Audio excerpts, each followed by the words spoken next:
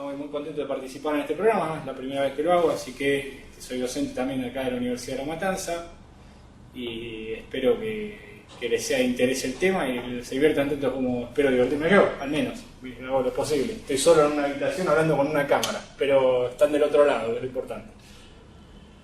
Bueno, a ver, con este botón deberían de poder ver un slide que es el introductorio. Y si alguien no llega a ver el slide, avíseme, porque si no sigo avanzando como un salame y nadie lo ve. Hablando mal y pronto, ¿no? Ah, bueno. A ver. Vamos a ver. Derecho de autor en la era de Internet.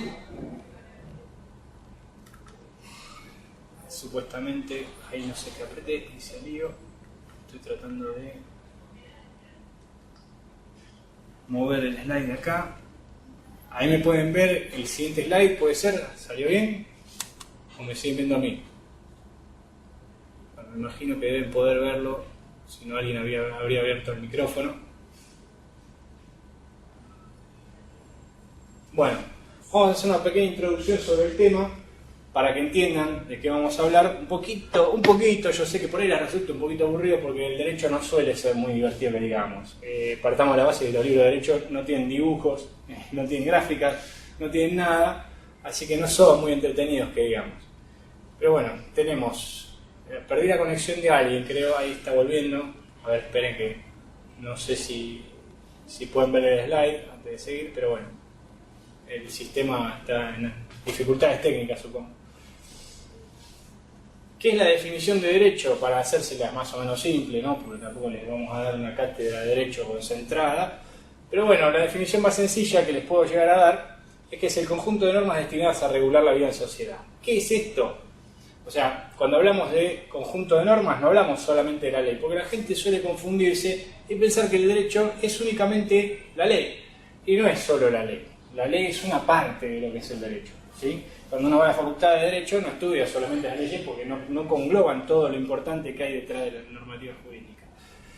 Hablando de esto, o sea, vamos a ver que hay varias fuentes de lo que es el derecho. No solo la ley, sino que también está la costumbre, por ejemplo, la jurisprudencia, que serían los fallos judiciales, ¿sí? Las sentencias que dictan los jueces de altas instancias, y la doctrina, que son los libros que escriben aquellos que saben de derecho, se supone, y que se dedican su vida al estudio de lo que es el derecho y emiten opiniones sobre las normativas vigentes, las que habría que aplicar, las que habría que reformar, etcétera, etcétera, etcétera. Tampoco el derecho está destinado a regular cada aspecto de la vida humana. O sea, pongámonos en la cabeza que si en la normativa o el derecho se dedicara a inmiscuirse en cada pequeño detalle de nuestra vida, sería un poquito tedioso estudiarlo para empezar, ¿no? Nadie estudiaría derecho porque sería terriblemente extenso. Y aparte no tendríamos ningún margen de libertad de acción para nada. O sea, estaríamos controlados en cada aspecto de la vida, ¿no? Bueno, usted tiene que caminar pie derecho primero cuando arranca el paso, tiene que sentarse sin cruzar las piernas, tiene que mover el brazo cuando para el colectivo, tiene que ser la mano izquierda. Es como que hay determinadas cuestiones que obviamente al derecho no le incumben, que no hacen a lo que es el estudio de la materia.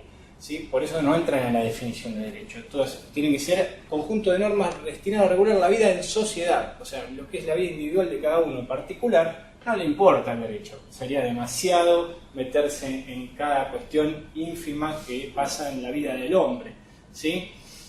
Pero bueno, ya de por sí los códigos y demás habrán visto algún estudio jurídico, esos libracos que tienen un análisis sobre la normativa y es muy extenso. Los libros, las leyes, las normas, los códigos son enormes. Imagínense que aún así todos están dejando afuera un montón de cosas de nuestra vida.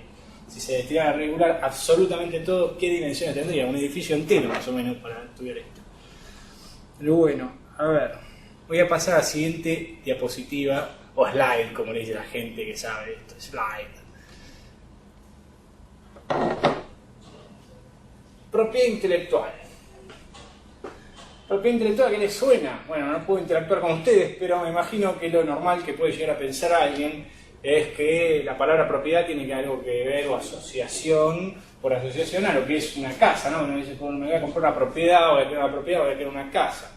¿Sí? Pero a la vez está otra palabrita pegada que es intelectual. ¿Sí? Intelectual, de intelecto, obviamente de inteligencia, algo que pasa en un proceso mental, ¿verdad? Algo que pasa en nuestra mente, o en la mente, en este caso, del que crea una obra. Bueno, Entonces, ¿cómo podríamos definir la propiedad intelectual? Es el derecho que le asiste, o sea, el derecho ya dijimos más o menos lo que era para que entiendan, que le asiste al creador o autor de una obra, pieza literaria, artística, musical, informática, y quién tiene derecho de explotación respecto de esta, ¿sí? Ahora vamos a ver más adelante por qué hacemos esta distinción. Por un lado el autor, por otro lado derecho de explotación. Pero bueno, esto es un concepto que vamos a ahondar un poquito de la temática de la charla. Propiedad intelectual. Entonces, ¿qué podemos decir? Si hablábamos de que propiedad nos suena a una vivienda, ¿verdad? Voy a tratar de ponerme a mí mismo de nuevo, a ver si me veo. A ver. Bueno, no sé, creo que me veo al margen, hice algún lío, pero no importa, yo lo voy a solucionar en algún momento. Creo que era así. Y ponemos así. Creo. Bueno. Si todo está bien, me tienen que ver de nuevo a mí. Una propiedad no es necesariamente una cosa para el derecho, ¿sí? ¿Por qué? ¿Qué pasa con la propiedad? O sea, uno asocia a que es un objeto material. Esto es una cosa, por ejemplo, un control remoto. Tengo un control remoto, es una cosa. ¿Sí? Tengo un teléfono, es una cosa. ¿Sí? Un teléfono celular. Pero ¿qué pasa? ¿Cómo tratamos a lo que es la propiedad pero intelectual, que está acá adentro? O sea, ¿hay alguna manera de catalogarlo para la ley? Bueno, sí, evidentemente sí, se rompieron el cráneo con mucho tiempo y decidieron sacar una normativa específica para lo que es la propiedad intelectual, ¿sí? Bien. O sea, la definición que da el artículo 16 del Código Civil y Comercial actual, que fue reformado hace poquito, ¿sí? No me importan los números de artículos, realmente en derecho esto es a modo de pintoresco de poner los números, pero lo importante es que no es un bien material, que es lo que sería la definición de cosa. O sea, para la ley, una cosa es un bien material, una propiedad intelectual, una idea, un concepto, una obra científica, literaria, artística, no es un bien material. O sea, no es un celular, no es un monitor, no es una cámara. Entonces, no es una cosa para la ley. Eso es lo que quiero que tengan bien en claro, ¿sí? No es una cosa, no es un bien material, no es una cosa física que podamos tangible, que podamos manipular y demás. Bueno, digamos que la legislación referente a lo que es la propiedad intelectual va de arriba hacia abajo. Siempre cuando hablamos en términos de derecho tenemos que tener en cuenta que hay un escalafón de normas, ¿sí? Pues me gustaría poder diagramárselo, pero bueno, tengo una pizarra que es con fibrón y con tiza, lo cual me dificulta poder acercar la pizarra. Por más que la acerque no me va a servir mucho. Pero bueno, la idea, el concepto, imagínense, vamos a imaginar que fuera como una pirámide, donde en la cima de la pirámide, lo más arriba, lo más importante en las cuestiones de derecho en nuestro país es la Constitución Nacional, ¿sí? Que me imagino que todos habrán oído hablar de la Constitución Nacional, ¿verdad? Sí, alguna que otra vez la habrán escuchado nombrar, en el colegio les habrán enseñado el preámbulo, nosotros, representantes del pueblo, de la nación. Bueno, toda esta cuestión de la Constitución es como la ley suprema, es como el jefe de todas las leyes, para decir una idea, es el maestro de todas las leyes. Después ahí abajo de la Constitución y casi a la misma altura están aquellos tratados internacionales que firma el país, ¿sí? Porque no sé, me imagino que habrán escuchado alguna vez las convenciones internacionales, la Convención de Viena, le gusta mucho la Viena, los diplomáticos se juntan generalmente por ahí. La deben pasar bien, debe haber buenos hoteles, pero bueno, la cuestión es que estas convenciones internacionales, tratados internacionales, ¿sí? Tienen un raigambre, casi están a la altura de la Constitución, digámoslo así, para no inmiscuirnos mucho en el tema y encarajinar todo hablando mal y pronto. Debajo de esto vienen las leyes de la nación, ¿sí? Y bueno, después ya tenemos decretos reglamentarios y otras fuentes del derecho, ¿sí? Pero arriba de todo quiero que tengan en claro esto, al tope de la pirámide, que tenemos la Constitución Nacional, que sería como el inicio de donde se desprende después toda la otra normativa. No puede contradecir a la Constitución quien está abajo, es como que fuera un operario que quiere discutir con el dueño de la empresa. No, señor, usted es operario, que es el de Palmera, ¿qué va a hacer? Acá el dueño soy yo, se acabó. La Constitución es como el jefe de todas las leyes, entonces no puede una norma por debajo de la Constitución contradecirla porque no tendría efecto, en definitiva, se anularía por completo, ¿sí? Bueno, en este caso la Constitución, como pueden ver ahí, en su artículo 17, dice: todo autor o inventor es propietario exclusivo de su obra, invento o descubrimiento por el término que acuerda la ley. O sea, ya en la misma Constitución, ya en la norma suprema, nos habla de los derechos de autor, ¿sí? Nos habla de que el autor o el inventor tiene la propiedad exclusiva de lo que inventó, lo que creó, la obra que escribió, lo que fuera, por el término que acuerda la ley. Ahí es cuando le dice, ahí creo que se conectó Corrientes, que no sé si me ve a mí o ve a las diapositivas, voy a hacer un flash, apago las diapositivas un segundo, prendo las diapositivas un segundo, y que Dios nos ayude que las puedan ver. Creo que ahí me ven. Si no, no lo sé, porque no los escucho tampoco, así que como que le hablo a un fantasma que está al otro lado, veo una pared en blanco ahí. Bueno, les comento.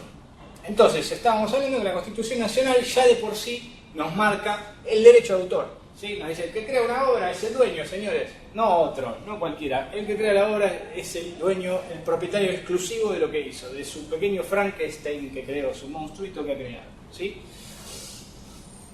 Va por debajo de la Constitución, como dijimos, en esta maravillosa imaginaria pirámide egipcia que inventamos en nuestra mente, donde arriba de todo está la Constitución, habíamos dicho que aparte, abajo de las convenciones internacionales, venían las leyes nacionales, ¿sí? Las leyes que dicta el Congreso de la Nación, ¿sí? Cámara de Diputados, senadores, después con la sanción del Ejecutivo, pero bueno, son leyes que corresponden al poder de la Nación. La ley que regula todo lo que es la propiedad intelectual, que es de lo que estamos hablando acá, propiedad intelectual, es la 11723, que bueno, igual ese número pueden anotarlo o no, realmente es anecdótico, yo les pongo números como para poner de referencia, pero no es necesario que uno se aprenda de memoria esto, ¿no? Saber lo que contiene la ley es suficiente, si es lo que interesa realmente más que el número. Pero bueno, si algún día tienen ganas de googlear, buscar en internet o buscar la ley es esa, la tienen ahí a mano en otro. Esta ley, como pueden ver en la diapositiva, si es que la llegan a ver y no me están viendo a mí hacer payasadas a través de la cámara, es de 1933, no es muy nueva que digamos, ¿verdad? Salió la ley original, ¿no? La primera sanción de esta ley no fue hace poquito, fue a principios del siglo pasado, 1933, nada más y nada menos, y a posteriori se fue adecuando los tiempos de correr. Y no es lo mismo que en su inicio la ley que hoy rige con sus modificaciones, ¿verdad? Pero bueno, para que se den una idea, ya desde esa época en el Congreso se pensó que existía la propiedad intelectual como tal, o sea, esta creación imaginaria del hombre que generaba un derecho y que había que resguardarla o regularla, porque si no, ¿cómo hacemos? No es una cosa, ¿qué es? ¿Qué es un cheque? ¿Qué es esto? No tengo ni idea, es una cuenta de banco, ¿qué es? Bueno, es propiedad intelectual, son derechos de autor, ¿sí? En ese lugar es donde la encuadran. A ver, ahí creo que me ven a mí. ¿Me siguen hasta ahí? Hagan un ok si me siguen. Sí, ahí veo a alguien que hace un ok. En Santa Fe veo media cara de alguien que no sé si me escucha, pero espero que sí. En Corrientes veo una pared y en otro lugar de Corrientes veo un techo. Pero creo que me ven. Acá creo que se está llevando el premio Catamarca, que es el único que respondió. No, vamos a tener fe. Tuvo bastante concurrencia Catamarca, se ve que allá el tema este les interesa. Vamos a volver a las diapositivas un poquitito. A ver, pasamos a la siguiente. A ver si puedo hacer algo para hacer un zoom. Tac, tac, aprieto ahí y bien. Derecho de autor. ¿Qué es esto del derecho de autor? Entonces habíamos hablado en la diapositiva, cuando definimos lo que era la propiedad intelectual, el derecho de autor, habíamos hablado un poquito que existen dos tipos de derecho de autor. O sea, que el derecho de autor está dividido en dos partes. Imagínense que no es solo el hecho de que aparezca en el librito que el autor es Juan, ¿no? Pongámosle que Juan escribió una obra, una novela, ¿sí? Entonces el autor de esa novela va a ser Juan, ¿verdad? Pero ¿qué pasa? No se trata solamente de que figure en el librito quién es el autor, el derecho de autor. Significa otra cuestión también. ¿Quién va a cobrar por la venta de los libros de Juan? A Juan no le importa tanto figurar con su nombre en el librito, pero sí le importa cobrar un jugoso cheque cuando se vendan muchos ejemplares, porque me imagino que va a ser un buen libro, Juan. Es amigo mío, lo conozco, pongámosle, e hizo un libro muy entretenido. Bueno, entonces lo importante es que tenemos dos cuestiones en el derecho de autor a tener en cuenta. Una es la autoría y el otro es el derecho de la explotación ¿sí? De la autoría, o sea, la explotación económica, patrimonial, de la plata que genera esta obra intelectual. ¿Me siguen? Sí, me imagino que me siguen. Bien. ¿Quién puede ser autor de una obra? Sí, importante esto. Porque, bueno, uno dice, todos podemos ser autor de una obra. ¿Qué pasa con cuando el autor de una obra es un grupo de personas? Cuando el autor de una obra o de una pieza científica es un conjunto de científicos, o lo encomienda esta investigación científica que después sale publicada, la encomienda a una empresa, por ejemplo. O con los programas de computación. ¿Qué pasa cuando los programas de computación los hace Microsoft o otra empresa? ¿Sí? Pasándole el chivo a mi amigo Bill Gates, que seguro me debe estar saludando. Pero bueno, para que sigan el tema, para no irme demasiado, en principio el autor es la persona natural, o sea, la persona física, la persona de carne y hueso, ¿sí? Que aparece como tal, que aparece como autor en la obra. O sea, cuando uno hace una obra, generalmente la firma o deja algún vestigio que permite identificarla, como en un cuadro puede firmar a alguien al pie y ponerle Juan, no vamos a decir Dalí, pero vamos a poner Juan, hizo un paisaje hermoso, firma abajo Juan. Entonces, en principio aparece en la obra, su nombre es el autor, ¿sí? Lo mismo con una novela, ¿sí? La novela, no sé, Unas vacaciones en San Pedro de Roberto Carlos. Bueno, Roberto Carlos es el autor, ¿sí? Pero ¿qué pasa con las personas jurídicas? ¿Qué son las personas jurídicas? ¿Qué le parece que personas, si hablamos de las personas naturales o personas físicas, ¿qué sería la persona jurídica? Jurídica en términos legales, ¿qué es una persona en términos legales? Y una persona en términos de derecho podría llegar a ser una ficción que crea el derecho, una persona que es una empresa, ¿sí? Eso sería una persona jurídica. Una empresa es una persona que no es de carne y hueso, sino que es creada por las leyes. Una persona que se considera persona por mera obra de la ley. ¿Sí? Por ejemplo, puede ser una sociedad, una asociación, una fundación. El Estado mismo es una persona jurídica. Es una ficción que creamos, no existe el señor Estado. No es que nosotros vamos a decir, bueno, tomamos un café con el señor Estado Nacional. No, no existe, pero sin embargo es una persona para la ley, pero una persona jurídica. No es lo mismo persona jurídica que persona física. Bien, una persona jurídica puede tener lo que es el derecho de explotación en términos generales. O sea, puede explotar la obra, puede sacar el rédito económico de lo que creó el ser humano, ¿sí? Pero, en principio, lo que es la autoría va a figurar a nombre de la persona física que la creó. O sea, yo le puedo pedir a un empleado que haga una obra para mí y, sin embargo, cuando vamos a la hora de los bifes, quien cobra el cheque lo va a cobrar el empresario. No va a ser Juan, pero lo cobra el dueño de la empresa, ¿sí? ¿Por qué? Porque obviamente se el derecho de explotación. Bueno, acá voy a poner la cámara porque acaba de arribar al establecimiento mi queridísimo hermano, que es el ingeniero en informática, el Murray Bosinski, para aquellos que tienen muchos años y conocen de series de televisión, no creo. Que lo dudo, pero bueno, por ahí hay una persona, no sé si recordar, es mi hermano, ¿sí? Como verán, lo identifico por ser ingeniero, por la vestimenta directamente ya lo delata. Obviamente no. Yo estoy disfrazado de abogado, él está disfrazado de ingeniero. Pero bueno, no sé, me gustaría verles las caras a los que están en el aula en algunos casos, pero veo paredes. Me gustaría por lo menos ver la reacción y decir, los hice reír o algo, por lo menos no estar aburriendo a la gente, no bosteza. Pero bueno, vamos. En Corrientes, Peruborria se ve una pared. Y en Saladas Corrientes también se ve una pared. Sí, les gusta enfocar las paredes. Se ve que tiene un fetiche con las paredes que desconozco. Pero bueno, por ahí no quieren que veamos quiénes están allí, son tímidos, no quieren volar. Pero bueno, no importa. Lo importante es que supongo que nos estarán escuchando. Eso es lo que importa. Supongo que nos estarán escuchando. Bueno, ahí puse la diapositiva nuevamente, supongo que habrán dejado de vernos, si no me sentiría avergonzado porque me acabo de bajar la... No me dice, no voy a bajar el pantalón ni nada, pero bueno, espero que me estén viendo la diapositiva para seguir hablando. Estábamos hablando de lo que son los derechos de autor y de la explotación. Habíamos hablado que las empresas no podrían en principio ser autores de la obra, pero sí explotar la obra económicamente. Pueden tener los derechos patrimoniales, o sea, tienen la parte del derecho de autor que corresponde a la explotación patrimonial, o sea, que corresponde a generar plata con lo que se inventó, se escribió la obra, la pieza musical, porque también hablamos de música cuando hablamos de propiedad intelectual.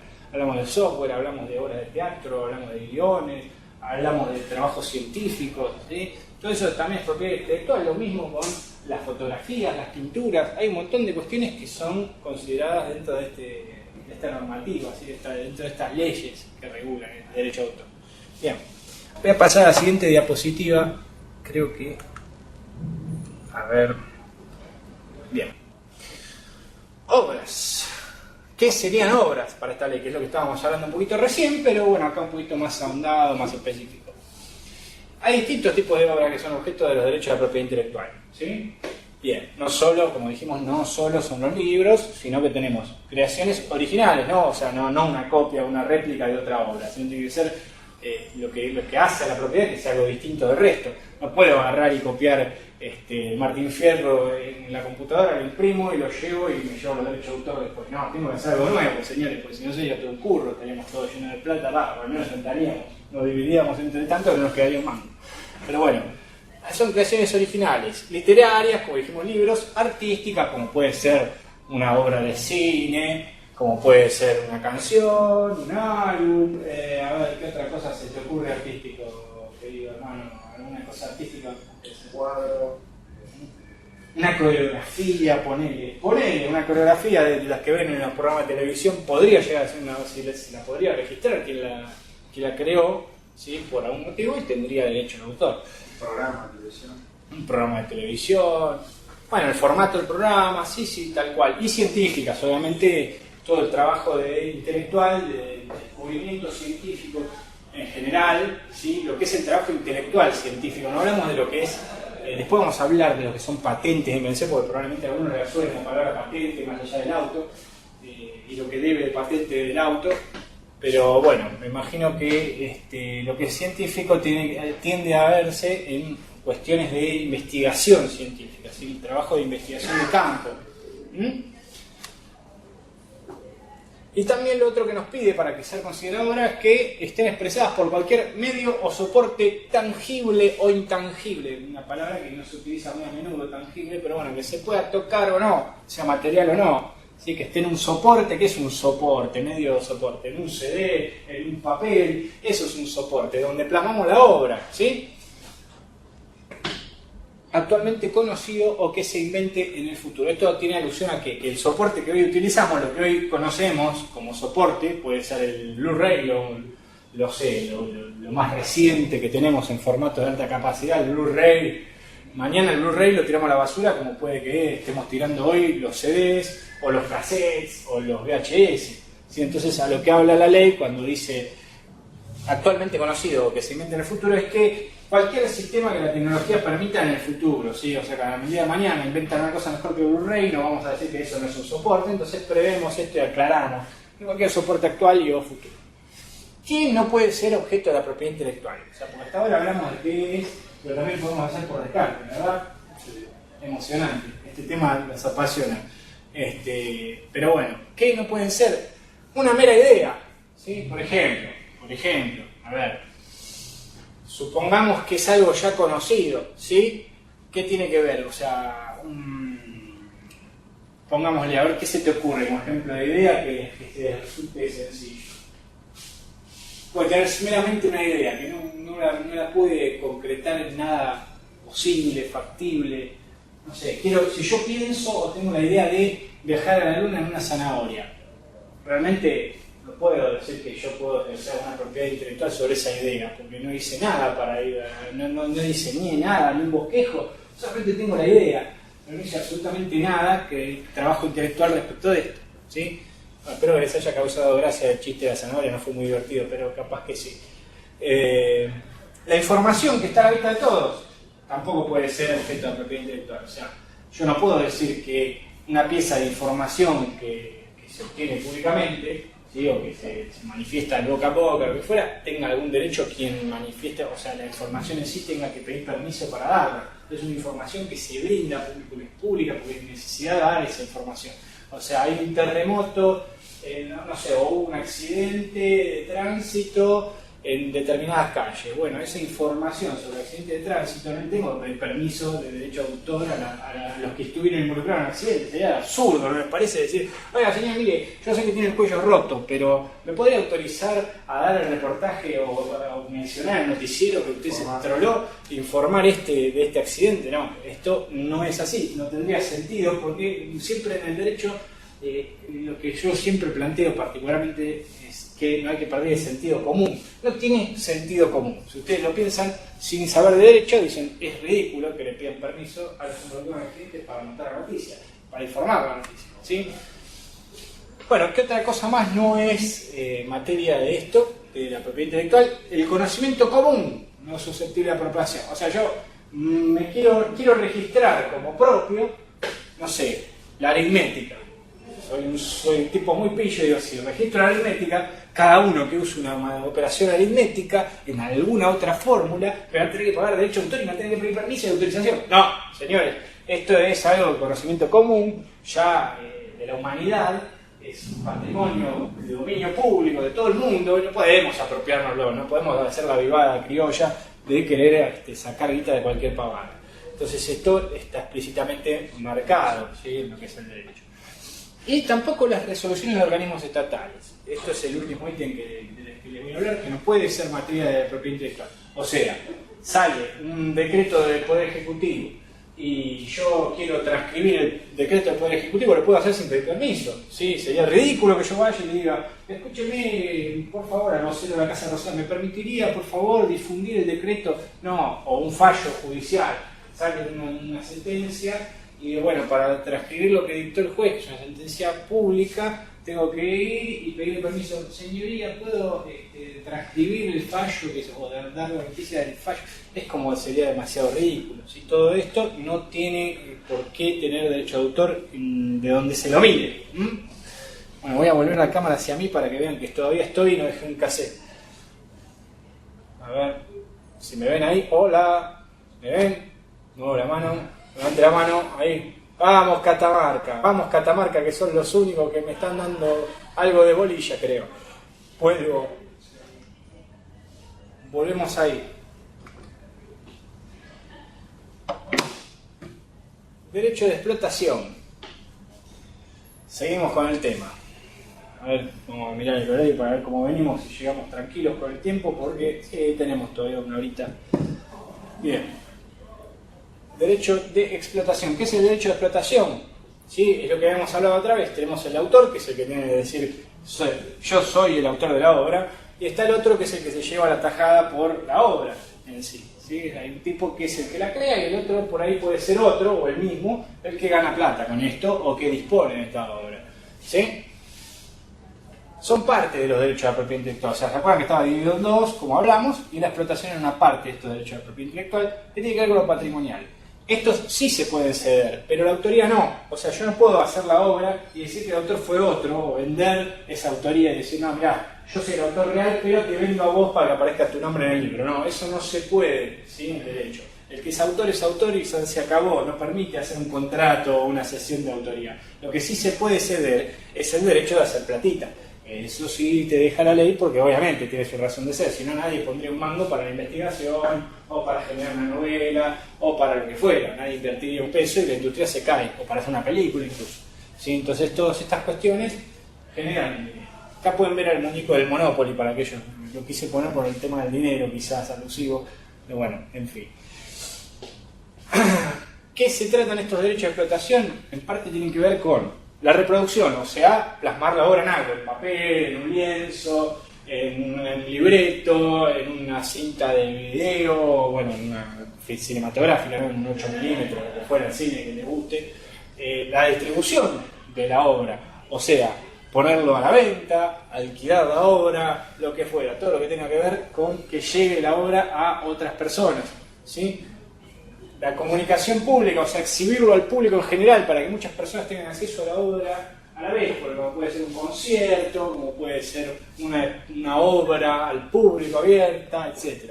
Y después también tenemos ese derecho a transformar, traducir, adaptar y modificar la forma de la obra. ¿Vieron como cuando hacen, no sé, estas bandas de ahora refritan temas viejos y le ponen algún tinte, no sé, le pongo un sonito de música atrás, punchi punchi, y ya está, es otra canción. Bueno, esta transformación no se puede hacer así porque sí, hay que pedir permiso, porque quien tiene el derecho de autor es el creador original de la obra, es el autor de la obra o el que tiene los derechos de explotación de la obra, ¿sí? Es él el quien dispone de esta transformación.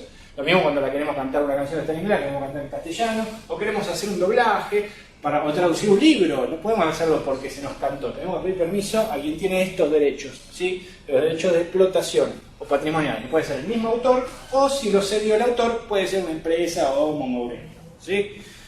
Bueno, a ver, me fui para arriba, acá. ¿Qué cosas no exigen una autorización del autor para hacer no sé, por ahí lo ven muy chiquito, no sé, depende de la tele que tengan allá. Quizás esto debería haberlo pensado cuando hice las diapositivas, pero bueno, yo si igual se lo estoy leyendo íntegro, si no, se podrían acercar, o después vamos a ver. El tema es, no se ve el monitor de acá, solo ves ahí porque se conecta el VGA directo. Perdón, que estemos hablando de estas cuestiones técnicas, cambio de mano el ingeniero, está tratando de solventar el asunto. No, bueno. ¿Qué son excepciones a este permiso del autor de una obra? ¿Sí? O sea, no para todos los casos tenemos que pedir permiso y autorización, ¿sí?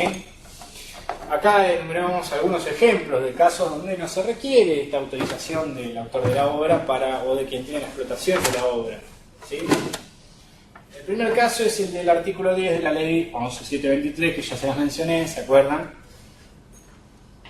Que es cuando alguien publica una obra con fines didácticos o científicos, o sea, en esos dos casos, didácticos para enseñar o científicos para investigar lo que es la ciencia, y se tiene que tratar de comentarios, críticas y notas, ¿sí? Notas referentes a la pieza en sí, o sea, hablar comentarios sobre este extracto del libro. Pero podemos utilizar esto con estos fines didácticos. Un libro de estudio, por ejemplo, el Manuel Capelú me puede transcribir un extracto del Miocid o de otro libro actual, pongámosle, no sé, de Game of Thrones, del Juego de los Tronos, que ahora está muy en boga, y transcribe un texto, un par de párrafos con fines didácticos, ¿sí? Es un texto de estudio. Entonces, ¿qué pasa? Lo que le permite la ley es incluir hasta 1000 palabras de este texto, y en el caso de la música, 8 compases musicales. Más no. En este caso no necesitan pedir permiso, directamente lo hacen. ¿Por qué? Porque ya están autorizados por ley. La misma ley les dice, háganlo, no hay problema, muchachos, no hace falta, no van a tener ningún inconveniente. Después tenemos otro caso, ¿sí? Que autoriza la publicación de información periodística, ¿sí? O sea, ¿qué es esto? Yo recibo una noticia periodística de un medio y la refrito y la vuelvo a transmitir. O sea, no sé, lo publican en el diario H y yo soy del diario Y y publico lo que llegó del diario H, le cambio 2 o 3 palabras, pero lo publico. No tengo que pedirle permiso al diario original para volver a dar la misma noticia. Pero sí le tengo que citar la fuente en el caso de que haga una transcripción textual de la noticia. O sea, si yo hago comillas y pongo el texto exacto de la noticia, ahí sí tengo que poner de dónde saqué esta información, ¿sí? Que ustedes habrán visto los diarios, fuente, fulanito de, no sé, del New York Times, ¿viste? Que te ponen realmente alguna cosa así. Bueno, después tenemos otros casos. La publicación de un retrato hablamos de fotografía en general, ¿no? Utilizar la palabra retrato es más chic. Pero bueno, tenemos publicación de un retrato con fines también científicos, didácticos, culturales o hechos de acontecimientos públicos. Acá hablamos de un tema aparte, ¿sí? O sea, ¿cuál sería un hecho de acontecimiento público? Y bueno, saco una foto de una catástrofe donde aparecen personas o aparecen cuestiones que bajo otro supuesto, o sea, en otra hipótesis, no serían posible publicarlo sin autorización, y le saco una foto a este accidente público para hacer una noticia o para un fin científico, didáctico, cultural, lo pongo, ¿sí? Lo mismo pasa, o sea, cuando se trata de fotos, con retratos o cartas tras 20 años desde la muerte de la persona. O sea, acá hablamos de fotografías o cartas de alguna persona que falleció hace 20 años. Ya está. ¿Qué vamos a esperar? ¿Para pedirle permiso a los herederos del señor después de 20 años que murió? Decirle al hijo o al nieto, escúcheme, mire, yo tengo una carta de su abuelo que queríamos publicar acá en el Manuel Capelús ilustrado, me permitiría poner la carta del abuelo. Bueno, todo eso no hace falta cuando pasaron 20 años de la muerte, si no, imagínense que sería medio complicado ubicar también después a los herederos con el tiempo. y carece de sentido andar resguardando a la persona, las creaciones de esa persona. En cuanto a retratos y cartas hablamos, no hablamos de otras cosas, pero en cuanto a retratos y cartas, no tiene sentido andar resguardándola después de tanto tiempo. Sí, otras piezas tienen otro plazo. Bueno, hablamos de obras literarias, ahora vamos a los plazos. Bueno, acá mi querido hermano ingeniero, me parece que no, ese es el control de acá. Vos lo que estás viendo, perdón, un segundito, dificultades técnicas. Si presionas ahí me va a poner lo que después no sé cómo volver acá. No, es un grave problema, preferiría que no lo haga. Gracias querido hermano. Bueno, ¿qué otra cosa más? Otra autorización más, la interpretación de obras literarias y artísticas en actos públicos. Bueno, esto tiene que ver con hacer un acto en una escuela, chicos. O sea, imagínense esta hipótesis. Ustedes me imagino que habrán tenido hijos, tienen hijos, nietos, algunos de ustedes. Van al acto del colegio, la señorita maestra quiere representar, no sé, una obra de teatro, no sé, vamos a ponerle Brujas, que en una época estaba muy en boga en la calle Corriente, que ya, bueno, hace un buen rato de esto, pero es una obra, se me cayó una sota, de verdad, pero bueno, por Moria Casal y demás. Y quieren hacer una parodia de la obra de Moria de Brujas, ¿sí? Entonces arman todos los alumnos, a los nenes, y le dicen, bueno, vamos a hacer el acto del Día de la Alegría. Hoy, chicos, vengan disfrazados de bruja, los papis buscando disfrazados de bruja, todos van al colegio, hacen la obra y llega alguien y dice, escúcheme, tengo que pedir autorización para hacer este acto con los niños, tiene que venir, pedir permiso y pagar un derecho a autor. No, sería ridículo, ¿me entienden? Es algo que obviamente no tiene razón de ser, ¿sí? Estamos dentro de una enseñanza, un establecimiento de enseñanza, y más cuando obviamente se pide que sea gratuito, o sea, es un acto en el ámbito escolar gratuito para los padres que hacen los nenes, no tiene sentido. Lo mismo, bueno, sería en cualquier otro caso donde se organiza en actos públicos, o sea, con el festejo del Día de la Bandera, tocan una obra musical al público sin cobrar, no podrían venir a pedir que paguen derecho de autor o pedían permiso para utilizar la obra cuando es algo que tiene que ver con otra cuestión, ¿sí? O sea, excede ya acá es donde pesa más el interés público al interés privado, ¿sí? El Estado decide autorizar esto por defecto porque analiza que estos casos realmente, o sea, el particular que quiera ganar plata a costa de esto sería vergonzoso. ¿Siguen hasta ahí? Bueno, y hay otros casos, que es, bueno, la biblioteca sin fines de lucro, obviamente, se cae de maduro esto, pero bueno, hay gente que por ahí lo puede poner en duda, de hecho lo han puesto en duda en alguno que otro caso, en tribunales, pero bueno, una biblioteca sin fines de lucro obviamente puede facilitar material a las personas que concurren, porque no, ¿para qué tenemos una biblioteca? Cerremos y pongamos una verdulería, ¿verdad? Y después, por último, vamos a hablar de las fotocopias para estudio de uso privado. ¿Sí? Uno va a la facultad o al secundario y de repente tiene que sacar un extracto de un material de estudio, va a la fotocopiadora, le pide a un compañero que tiene el libro, escúchame, ¿me prestás el libro? Le sacamos 2, 3 copias, 2 hojitas para preparar el examen, no sé qué. Sí, quédate tranquilo, saca la fotocopia, afuera me espera un policía y me lleva preso. No es el caso, no tendría sentido tampoco. ¿Por qué? Porque es uso particular y porque está hecho sin fines de lucro, o sea, sin ánimo de ganar dinero a costa de esto. No queremos ganar dinero con esto, ¿sí? ¿Me siguen hasta ahí? Entonces no tiene sentido, ¿verdad? ¿Vos qué opinás, querido hermano? No, depende. ¿Verdad? El micrófono está por acá, acércate porque si no te van a oír. Bueno, una fotocopiadora sí, pero si vas a una fotocopiadora está lucrando por una pública. Bueno, claro, el hombre que hace las fotocopias es el que lucra. Es el que lucra. Ahora, si el hombre que hace las fotocopias a su vez tiene estoqueados libros para facilitarle a los que van, ahí sí está infringiendo la ley. Pero no es el caso, estamos hablando de un ejemplo bastante light, ¿no? Sí. El hombre de la fotocopiadora que agarra y tiene, ¿viste? Porque que a veces vas, salís del colegio y el hombre de la librería de la esquina o enfrente tiene toda una pila, una serie de libros de estudio que ya sabe que se lo van a pedir y dice, vos qué buscabas, el libro tal, mira, tengo el libro o la fotocopia. No, o sea, la idea es que no afecte al mercado de una manera grosera y encima ganar plata a costa de esto. Eso pasa también con libros que no están más publicados, no se consiguen, ya se agotó la edición, entonces bueno, quiero buscar un libro, se agotó la edición, entonces voy y saco fotocopia. Bueno, la idea es para estudio, uso privado y sin fines de lucro se permite, o sea, no hace falta pedirle permiso al derecho habiente de la distribución. Pasamos. Palabra, bueno, acá puede hablar un poco el ingeniero, por favor, si quiere hablar de copyright. Es muy emocionante este tema, igual vamos a hablar, ya hablamos un poquito de lo que es el derecho patrimonial, ¿sí? Pero esto es un poquito de explicar qué es copyright en sí, que es más o menos lo mismo, pero bueno. ¿Quiere opinar algo? No, bueno, el ingeniero me deja hablar a mí. Gracias.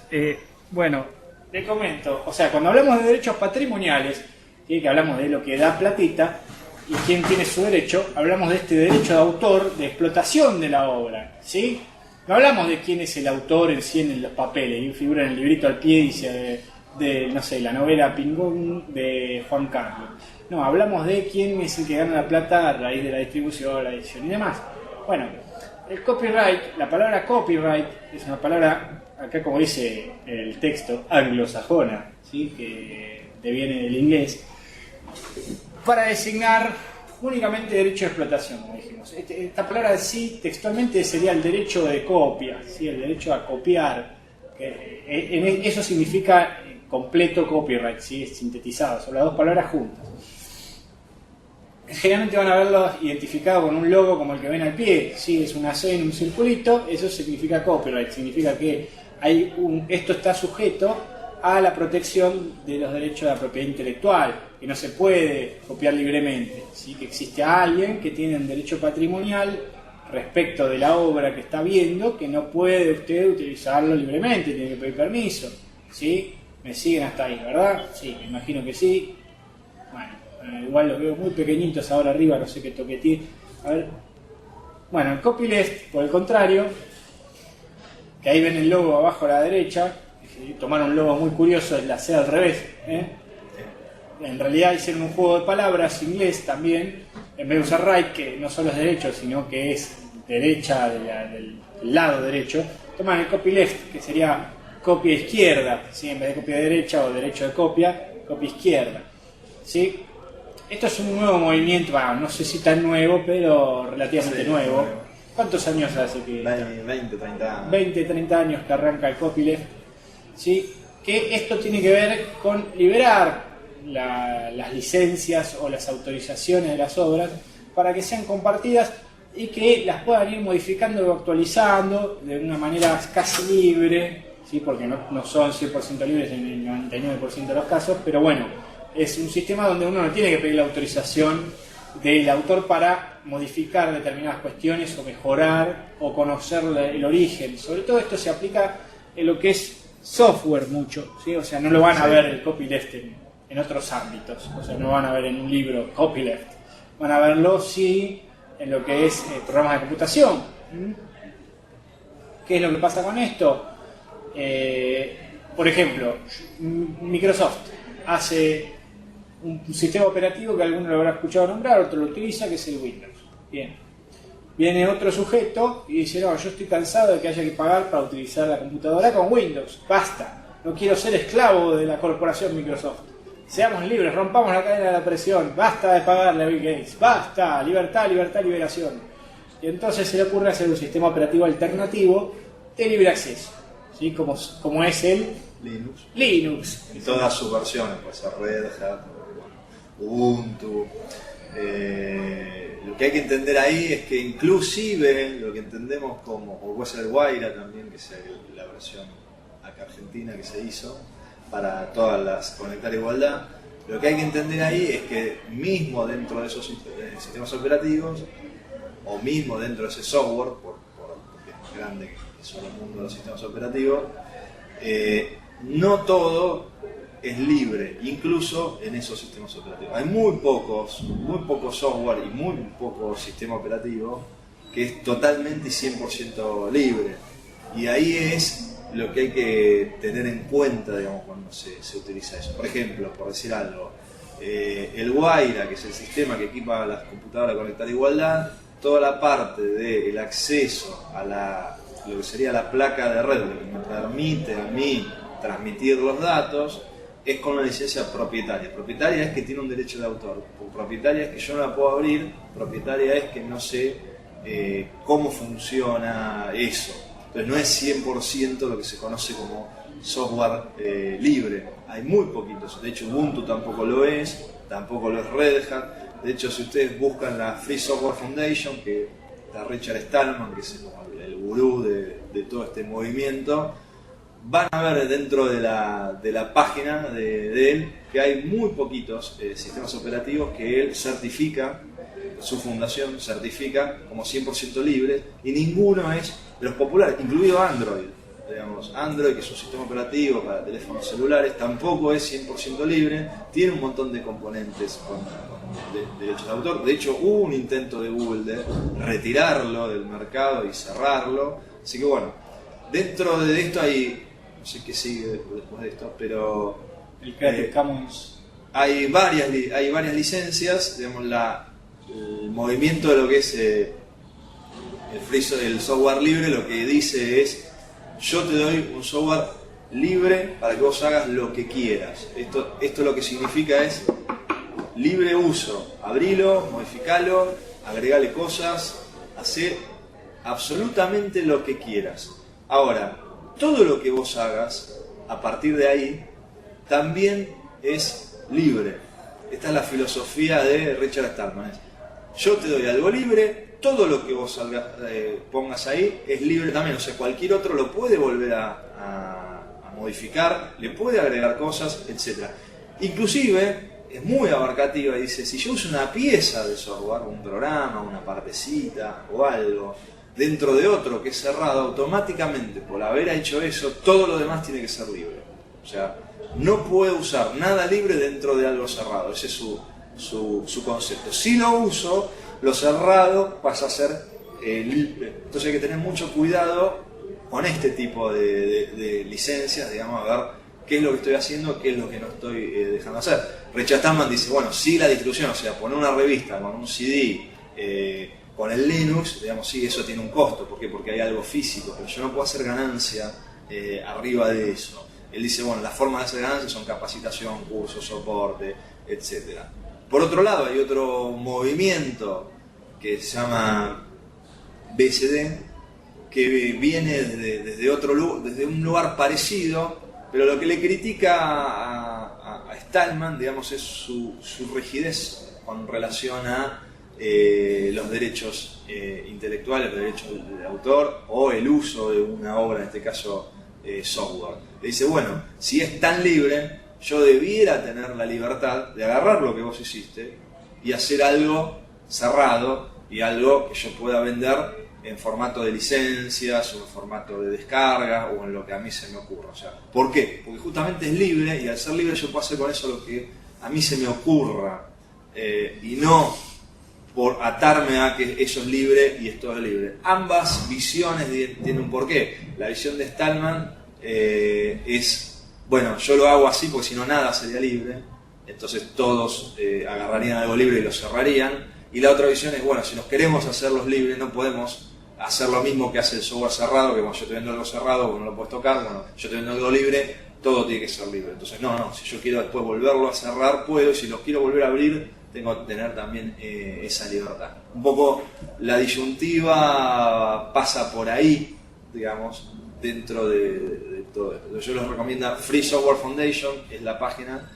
Ahí les habla de software libre. Libre no es lo mismo que gratis, ¿tá? Yo puedo hacer un software pago, un software cerrado, yo no pueda tocar, no pueda copiar, no pueda modificar, pero aún así sea gratis, ¿tá? Incluso, por dar un ejemplo, Windows 10, si yo tengo una máquina con Windows 8 o Windows 10, para mí es gratis, me lo baja automáticamente, yo no pongo un peso, pero no significa que yo lo pueda copiar, no significa que yo lo pueda modificar, no significa que yo pueda construir arriba de eso, no significa que yo pueda volver para atrás ese sistema operativo y ver cómo funciona por adentro, lo que se llama ingeniería reversa. Bueno, todo eso está protegido y todo eso está prohibido. Si bien es gratis, yo eso no lo puedo hacer. Entonces, libre significa otra cosa, es libertad de uso. Yo puedo modificar, lo puedo distribuir, lo puedo toquetear, lo puedo llevar a donde se me ocurra, lo puedo traducir, puedo hacer lo que se me ocurra. Las licencias Creative Commons. ¿Puedo hacer un asado, ingeniero? Podés hacer un asado. Las licencias Creative Commons que hay ahí tienen distintos grises. A veces es solo una parte, solo algunos derechos. O sea, por eso es copyleft, es algunos derechos reservados, como pone ahí. Entonces propone, bueno, sería largo, pero hay varios niveles, con lo cual, bueno, eso lo pueden ver incluso en si buscan copyleft, Creative Commons, Wikipedia, se puede ver un poco ahí, pero lo importante es saber que hay grises y bueno, cada uno, hay otro tipo que es licencias de Apache, que vienen por otro lado, bueno, hay muchas cosas, digamos, para lo que es software y hay que ver cuál es la que más me conviene o la que más me sirve a mí, digamos, para lo que yo quiera programar, desarrollar, etc.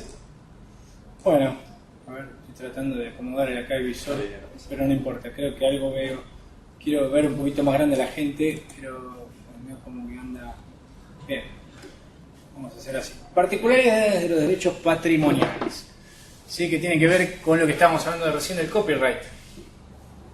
Esto tiene que ver con que no son indefinidos, no son absolutos. O sea, la gente no puede agarrar y decir, bueno, mi tatarabuelo un día escribió un sketch de la tira de Mafalda y ahora yo, como soy el tataranieto, me tienen que pedir permiso a mí, porque sí, de la publicación de esta tira cómica, o bueno, cualquier otra cuestión, ¿no? Hice una canción, mi tatarabuelo fue Ludwig van Beethoven, y entonces para pasar la sinfonía de Beethoven tienen que pedirme a mí permiso. No, señores, ya está, hay un plazo para todos, ¿sí? No podemos vivir eternamente colgados de lo que hicieron nuestros antecesores, sería un poquito ridículo.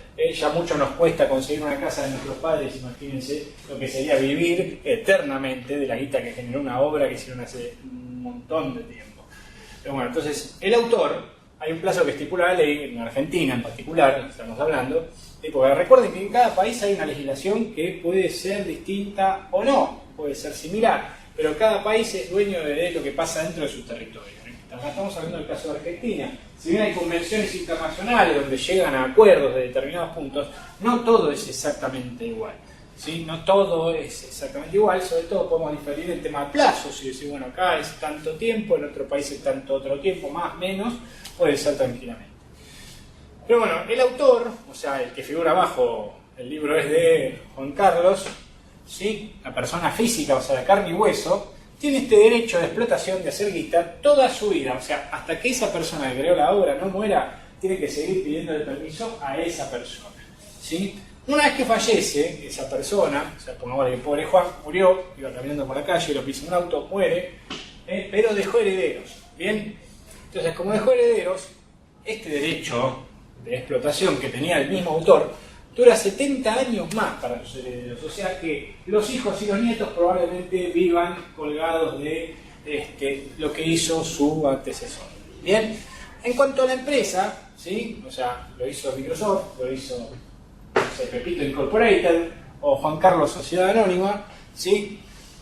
Dura solo 50 años. ¿Sí? ¿Qué pasa? Las empresas no fallecen, se extinguen, pero no fallecen como los seres humanos, tampoco tienen herederos como los seres humanos, con lo cual el plazo es más que razonable para lo que es un emprendimiento. Se supone que en un plazo de 50 años le tiene que dar suficiente plata al invento, a la obra, a lo que fuera, a la empresa como para recaudar lo necesario. Y después de esto, ¿sí? Una vez pasado este plazo, una vez que pasa todo este tiempo que marcamos, ¿sí? El derecho de explotación, el derecho a hacer platita con la obra, pasa al dominio público. ¿Qué significa el dominio público? ¿Qué le suena? Dominio público. ¿Qué te suena vos, dominio público? No, para todos. Para todos y todas, como dicen por ahí, el dominio público. Sí, exactamente. Para todos, libre de acceso, libre de disposición, libre de reproducción. Es ahí como sí. el Sensei, Caperucita Roja, bueno, es un Ya está, ya pasó un tiempo, ya está, es un patrimonio de la humanidad, dejémonos de hinchar y no querramos robar con Caperucita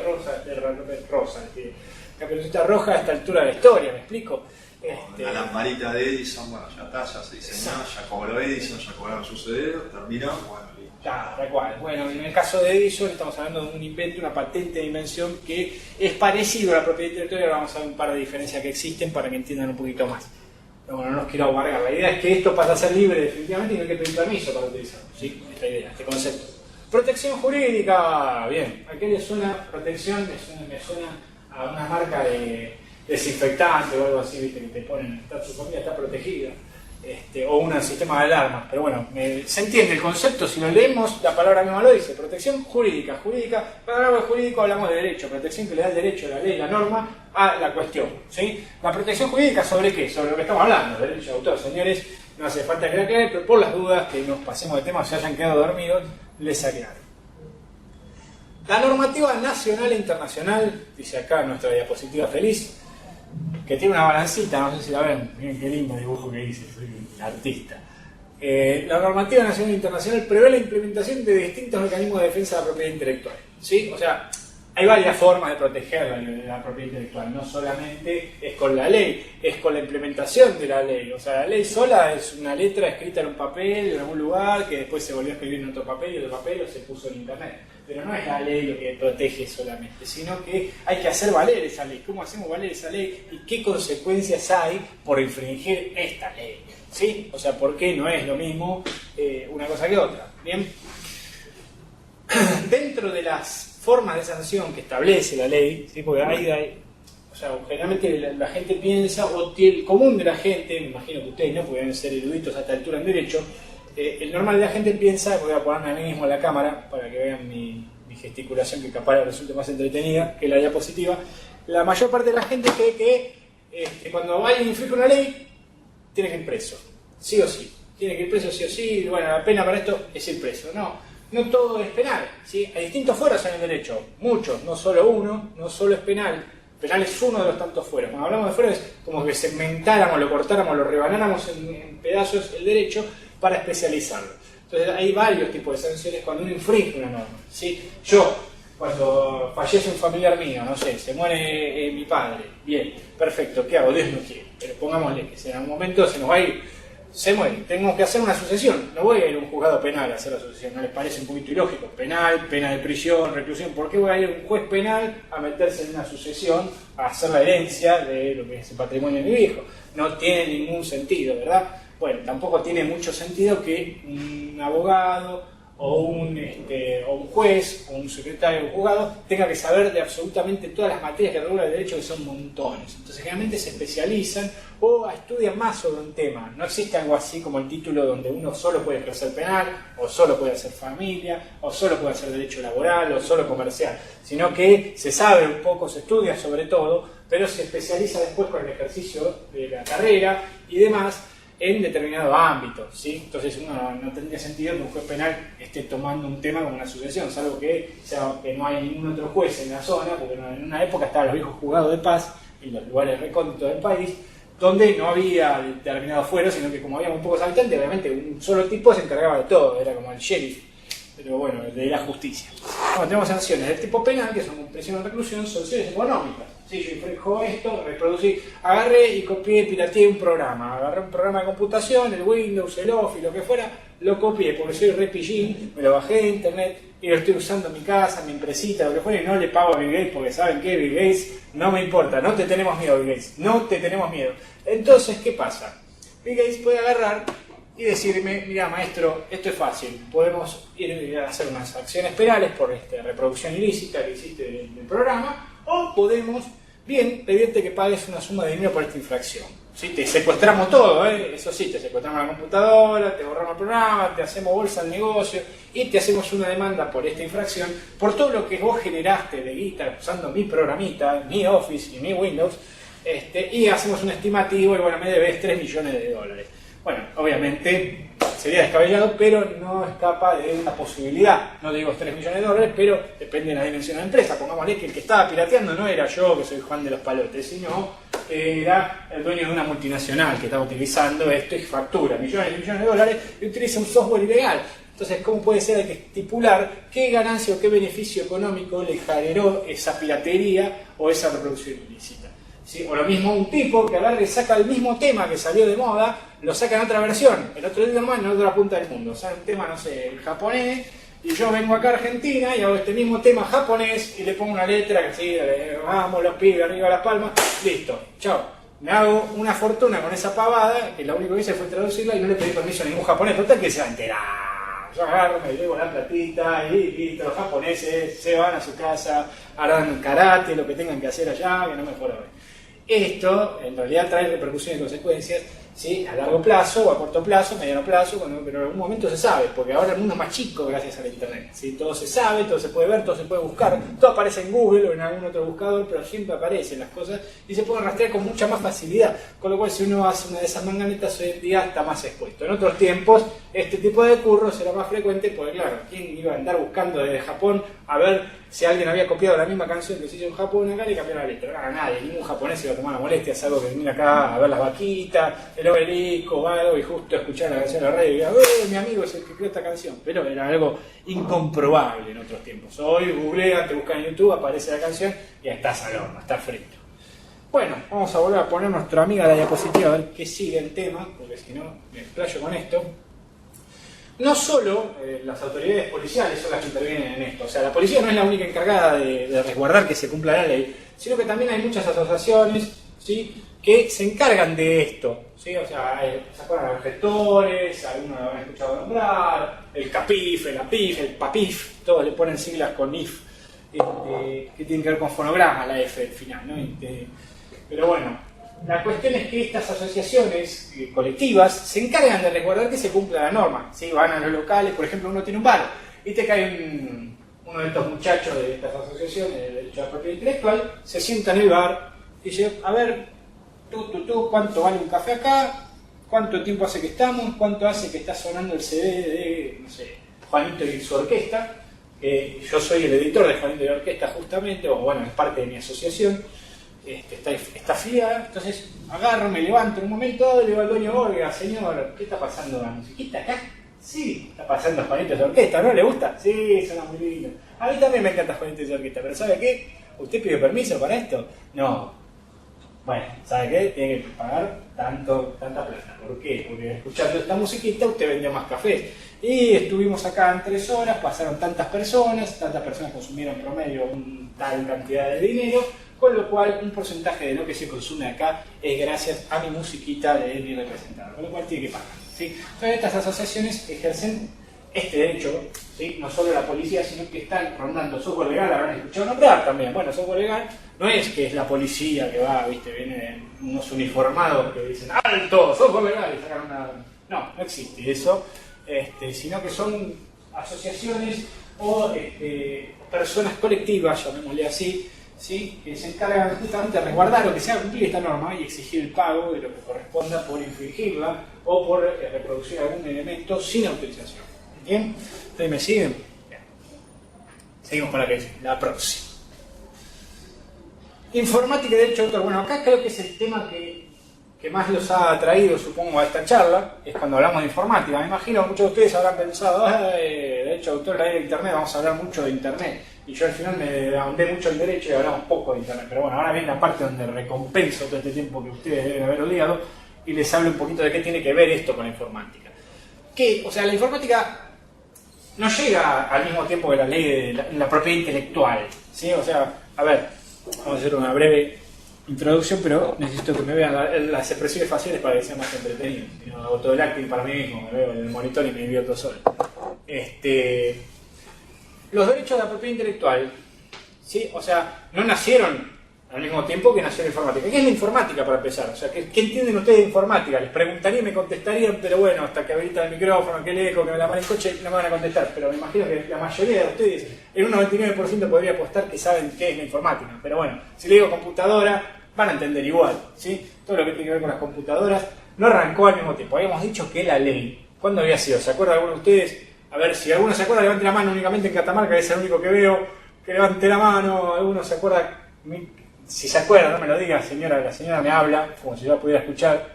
Gracias, señora, por intentar comunicarse, pero no la escucho. Si alguno se acuerda, levante la mano y yo ya me quedo feliz. Es lo único, más o menos, por qué época había salido la ley. No sé, no se acuerda nadie levantó la mano. Ahí al fondo veo una persona, pero bueno. Está bien. Pongamos 1933, no sé, la señora me hace una demanda así, la veo como que está hablando con alguien, no sé si conmigo. El micrófono está muteado, señora. A ver, espere que lo desmutea. No escuchó.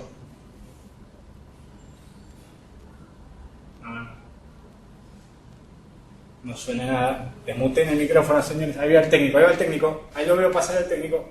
Él se va a encargar.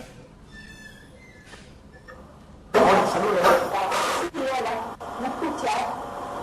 Debe haber agregado el 11.723, grado en 1933. Muy bien, 1933, señora. Grande. Pero estuvo prestando atención, la señora tiene apuntes ahí, yo la vi, se macheteó. Pero igual está bien porque me está dando un poquito de bolilla, eso es importante. No estoy aburriéndola a la señora ni al señor que está al lado, que dice, esta olfa está anotando todo, yo vine acá a pasar un rato, mirá. Bueno, la cuestión, a ver, estábamos hablando que en 1933 recién salió esta ley, hace muchos años, con lo cual después viene la computadora. La computadora ustedes la llegaron a ver cuando nació, básicamente, yo también la llegué a ver cuando nació, por allá por los años 80 empezó a venir lo que eran los primeros elementos de computación, me equivoco, ingeniero, por 1980... Personal. Accesible, obvio, o sea, algo... Porque antes había esos maquinones que ocupaban una habitación, las primeras computadoras ocupaban una habitación, en una cosa prehistórica, un edificio quizás era una computadora, y después empezaron a achicar las dimensiones, hasta que hoy tenemos esta tecnología, bueno, cualquiera tiene una computadora, hasta en el aparato celular, esto que está acá dentro de estos smartphones o teléfonos inteligentes, son computadoras en definitiva, mal que mal. Le llamamos teléfonos, pero es una computadora. ¿Sí? Esto yo le digo, cuando empezaron a venir las computadoras, jamás me hubiera imaginado que yo iba a tener una computadora de este tamaño, con una batería, y que pueda servirme aparte de teléfono, ya viste, son como unas Victorinox, porque ahora te dan todo, tenés una linterna, me van a tener una linterna ahí, tienen de todo. Falta que salga una navaja de acá al lado y ya tienen todo. El chiste común, ¿cuántos tienen un reloj hoy en día? ¿Cuántos tienen un reloj? ¿Cuántos usan reloj? Levanten la mano porque no los escuchamos. ¿Quién tiene un reloj? Ahí está, muy bien. Si le preguntan a alguien que le guste la tecnología o joven, le va a decir, por ahí lo que un poco me decían a mí, bueno, pero ¿qué más hace? Bueno, da la hora, pero no hace nada más. Bueno, también la fecha, pero nada más. Bueno, a veces tiene un cronómetro, pero nada más. Es como que hoy todo está metido acá. Entonces hay muchas más cosas, como que acá puedo jugar, acá puedo mandar, acá puedo hacer video, lo que sea, y parece obsoleto, ya pasó a ser un bien de estética más que de uso para que dé la hora. Yo creo que incluso, o sea, han dejado de lado lo que era el reloj de bolsillo para pasar al celular. Claro, celular. Porque antes uno miraba el reloj acá, ahora sacamos del teléfono. Pero bueno, ha cambiado mucho los tiempos. Bueno, así como han cambiado los tiempos, así se ha tenido que adaptar la ley, obviamente, porque no vamos a hablar de la hora literaria, y de repente tenemos una computadora. ¿Qué hacemos con esto, muchachos? Tenemos un sistema operativo. ¿Qué es un sistema operativo? No sé, es como un operario, pero que vive en un sistema, qué sé yo, no entiendo un caramba. Aparte, imagínense, los legisladores, los jueces, gente grande ya que se desayunan, no sabían programar la videocasetera en aquel entonces, y de repente dicen, mira, hay una cosa que se llama computadora. Era una cosa, la verdad que ha cambiado mucho. Hoy ya todo está familiarizado, prende la máquina, más o menos la máquina te pregunta, ¿qué querés hacer? Hablas, quiero ir al baño, bueno, quiero ir a la derecha, a la izquierda, ahí está. Es algo muy intuitivo. Antes había que escribir una línea de comando interminable, todo venía hecho como en chino básico, era imposible. Yo viví felizmente esa época, con orgullo lo digo, porque bueno, no todos han tenido el placer de vivir esas épocas tormentosas donde tratar de utilizar una computadora era aprender un idioma taiwanés, más o menos. Pero bueno, a ver, ¿qué más les digo acá? Les debe haber aparecido la diapositiva si Dios quiere, y les digo, se planteó esto, ¿qué hacemos con esto? ¿Qué hacemos con la informática? ¿Qué hacemos con los programas de computación? ¿Qué hacemos con los juegos? ¿Qué hacemos con esto? ¿No? Porque empiezan los juegos de video, empiezan los programas que utilizan las computadoras para funcionar, y dicen, bueno, ¿dónde lo enmarcamos todo esto? O sea, ¿qué es esto en definitiva? ¿Es una cosa? ¿Es la computadora que hace todo? ¿O es algo más que hace todo? Porque claro, uno tenía computadora, pero aparte podía cargarle juegos, por ejemplo, o un programita para grabar, o un programita para X cosa, que hacía alguna operatoria aritmética, por ahí sumaba, hacía de calculadora, la computadora ya era un avance, con lo cual es complicado para ese momento entender qué era para toda la gente que estudiaba Derecho en esa época, que generalmente la gente que estudia Derecho no le interesa demasiado saber sobre lo tecnológico, la gente que estudia Tecnología no le interesa saber demasiado de Derecho, ¿no? Es algo que son materias que no son muy compatibles porque uno tiene que ver con ciencias exactas, matemáticas, estadísticas, demás y demás, y el otro tiene que ver con Sarasa, que es el Derecho. Sarasa, y bueno, tiramos un poquito de acá, un poquito de allá, y se chamulla mucho. Entonces, son cosas muy distintas. El estudio social, la mente humana, el comportamiento humano en sociedad es algo muy diferente a lo que son los números. Entonces, bueno, es muy difícil que llegaran a un acuerdo en cuanto a esto. Pero se plantean situaciones donde llegan a tribunales, porque claro, en algún momento dado siempre hay un problema. Y es donde aparecemos los abogados. Nunca aparecemos en un momento feliz de la vida, siempre cuando pasa algo terrible. ¿Qué pasó? Se había planteado una situación donde querían inscribir un programa de computación, ¿sí?, dentro de lo que era el régimen de patentes de invención, ¿sí? ¿Qué son las patentes de invención? Cuando hablamos de patentes de invención hablamos de, por ejemplo, un desarrollo industrial, un proceso industrial, un invento destinado a la producción masiva, ¿sí? Como puede ser, no sé, si hoy se hubiera inventado la rueda tendría un montón de aplicaciones para el formato industrial, o la cinta de ensamble en masa, en línea, es un método industrial. Todo esto tiene que ver, una patente de invención puede ser el descubrimiento de la lámpara de luz, la lámpara de bajo consumo, lo que fuera, el televisor en LCD. Todo esto son productos de consumo masivo, de industrialización, ¿sí? Más allá de lo que es el trabajo científico detrás, que es la obra intelectual de la persona, del autor, que se dedicó a investigar y a desarrollar el tema de por qué el LCD funciona y cómo hacemos que funcione. Está la cuestión del patentamiento de esto, que tiene que ver con registrar este proceso, este producto, para que nadie más lo utilice o lo venda, porque es mío. Yo fui el que se rompió el lomo para poder lograr que este producto se cree, para poder venderlo. Entonces lo registro como patente, esta invención. Bien, es una sutil diferencia, pero que permitía, como no estaba muy bien claro qué derecho se tenía que aplicar, si era una patente o qué era, se plantea, bueno, quiero que sea tratado como una patente a nivel internacional.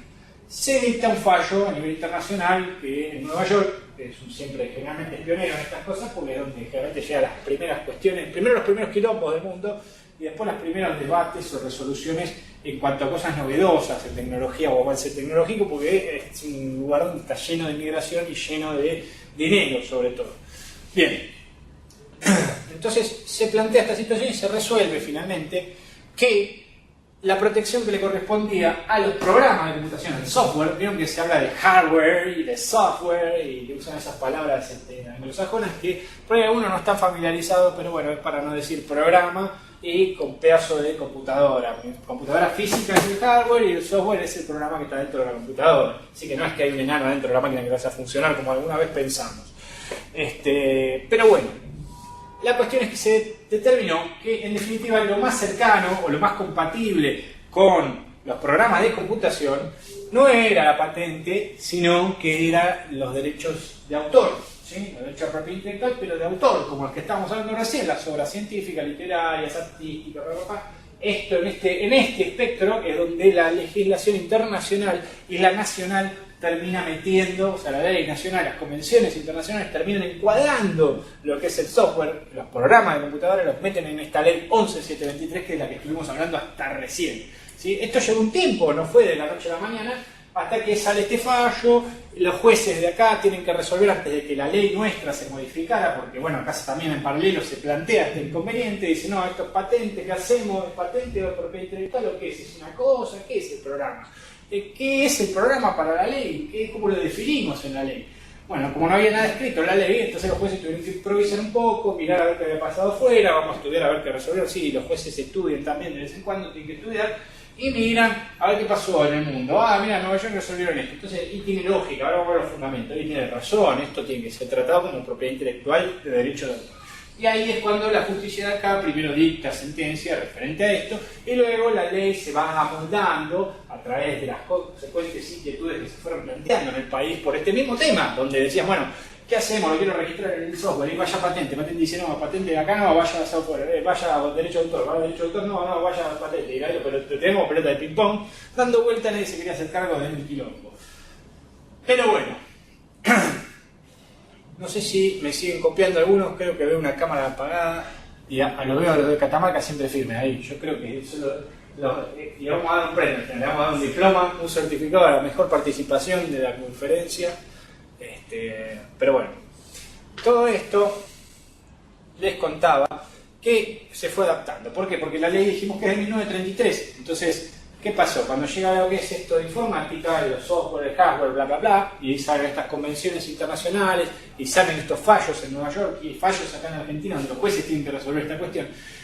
En 1994, ya, o sea, hacía rato que estaba la informática, pero bueno, todo viene, la ley se toma su tiempo a veces en adecuarse a la realidad, y no es la excepción esto. En 1994, mediante decreto, en esa época se tiraban mucho los decretos, algunos de ustedes lo recordarán, pero bueno, en esa época salió el decreto 165 del 94, no recuerdan el número demasiado, no importa, pero bueno, este decreto incorpora al software dentro de estas obras literarias, artísticas, científicas de las que hablábamos, incorpora también al software y le da un régimen de registración similar y la aplicación de la ley 11723. Le dice a cualquiera que tenga dudas, a cualquier juez que tenga que resolver, señores, esto se aplica y no hay más discusión, ¿sí? Y para poder registrarlo tiene que cumplir ciertos requisitos y bueno, bla bla bla bla bla bla bla, que agrega un par de cosas.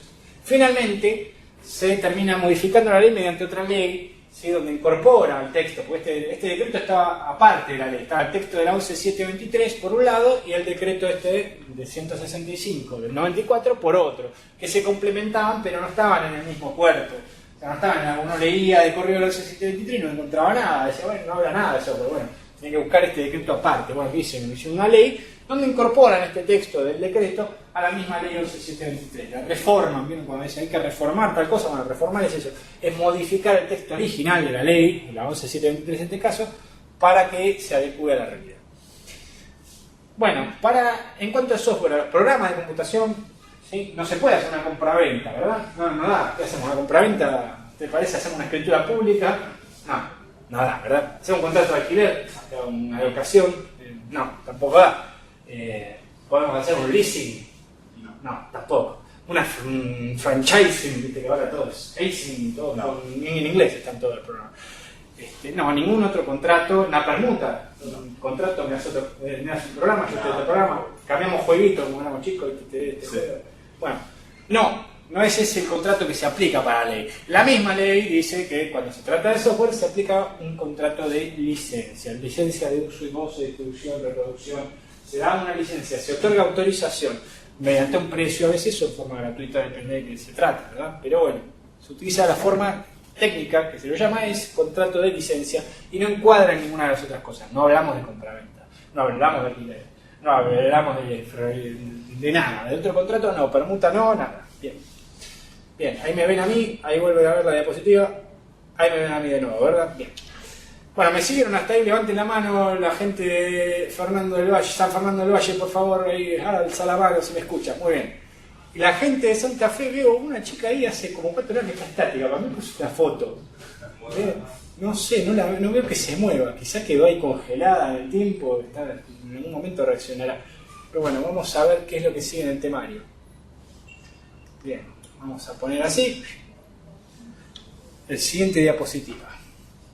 Diferencia, esto lo hablamos recién, pero bueno, se los refresco brevemente. Vieron que puso unos mononos dibujos de un señor escribiendo y al lado a la derecha era una industria, una fábrica con humito tirando desechos en el río.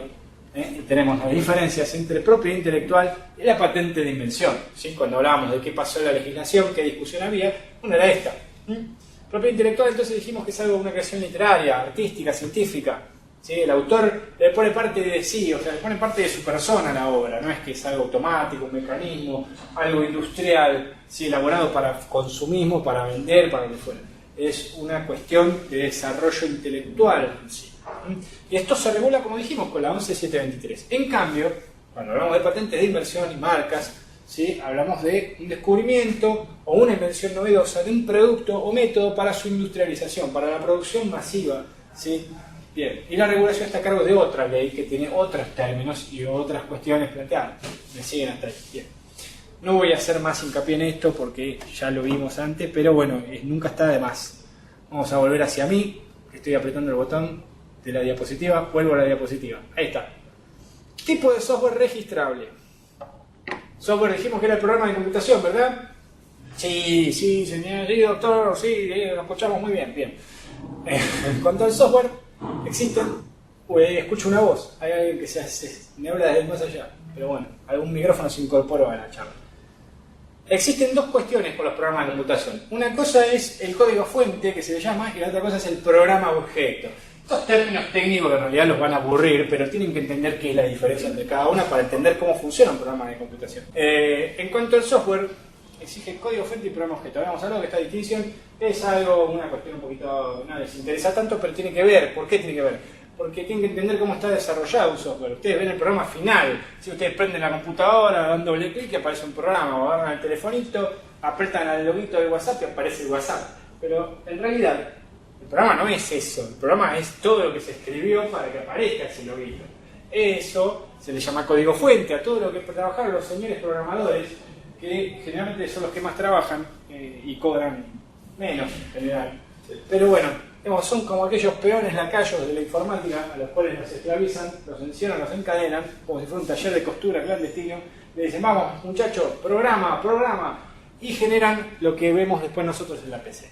Esto requiere muchísimo trabajo, fórmulas lógicas, fórmulas matemáticas, desarrollo de un lenguaje, porque la computadora no entiende cualquier tipo de lenguaje que nosotros le decimos computadora, que aparezca un logo con un teléfono y lo hace mágicamente cuando después nosotros lo abrimos en casa. No, tienen que escribírselo.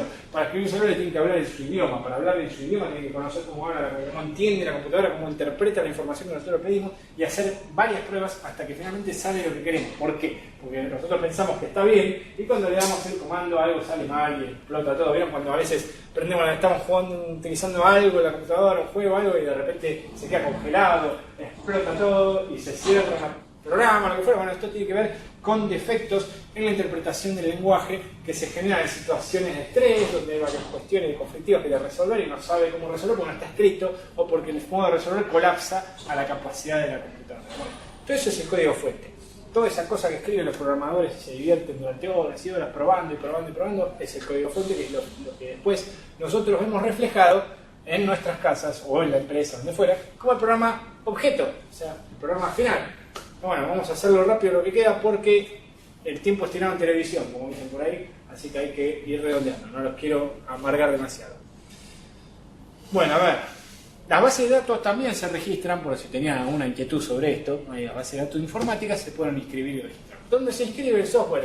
Importantísimo para aquellos que desarrollan software o les interesa desarrollarlo, tiene que inscribirse en lo que sería la CESI, la sigla es CESI, no es Cecilia, se llama Cámara de Empresas de Software y Servicios Informáticos, que depende de la Dirección Nacional de Derecho de Autor. O sea, hay que dirigirse hacia esta entidad, ¿sí?, para hacer la registración de un software. En este caso, hay otras dependencias que se encargan de registrar música, otras que se encargan de obra literaria. Bueno, para el software, que es de lo que estábamos hablando, de internet y demás, vamos a este lugar. ¿Qué es lo que tenemos que hacer? Completar formularios, pagar un monto, presentar un ejemplar del programa de computación o de la base de datos. Vamos con el programita en un soporte, un CD, un USB, un DVD, un Blu-ray, generalmente un CD, así que no se puede modificar la información que está contenida ahí. Se da un sobre lacrado para que nadie meta mano, nadie juegue al frisbee con nuestro CD, queda ahí.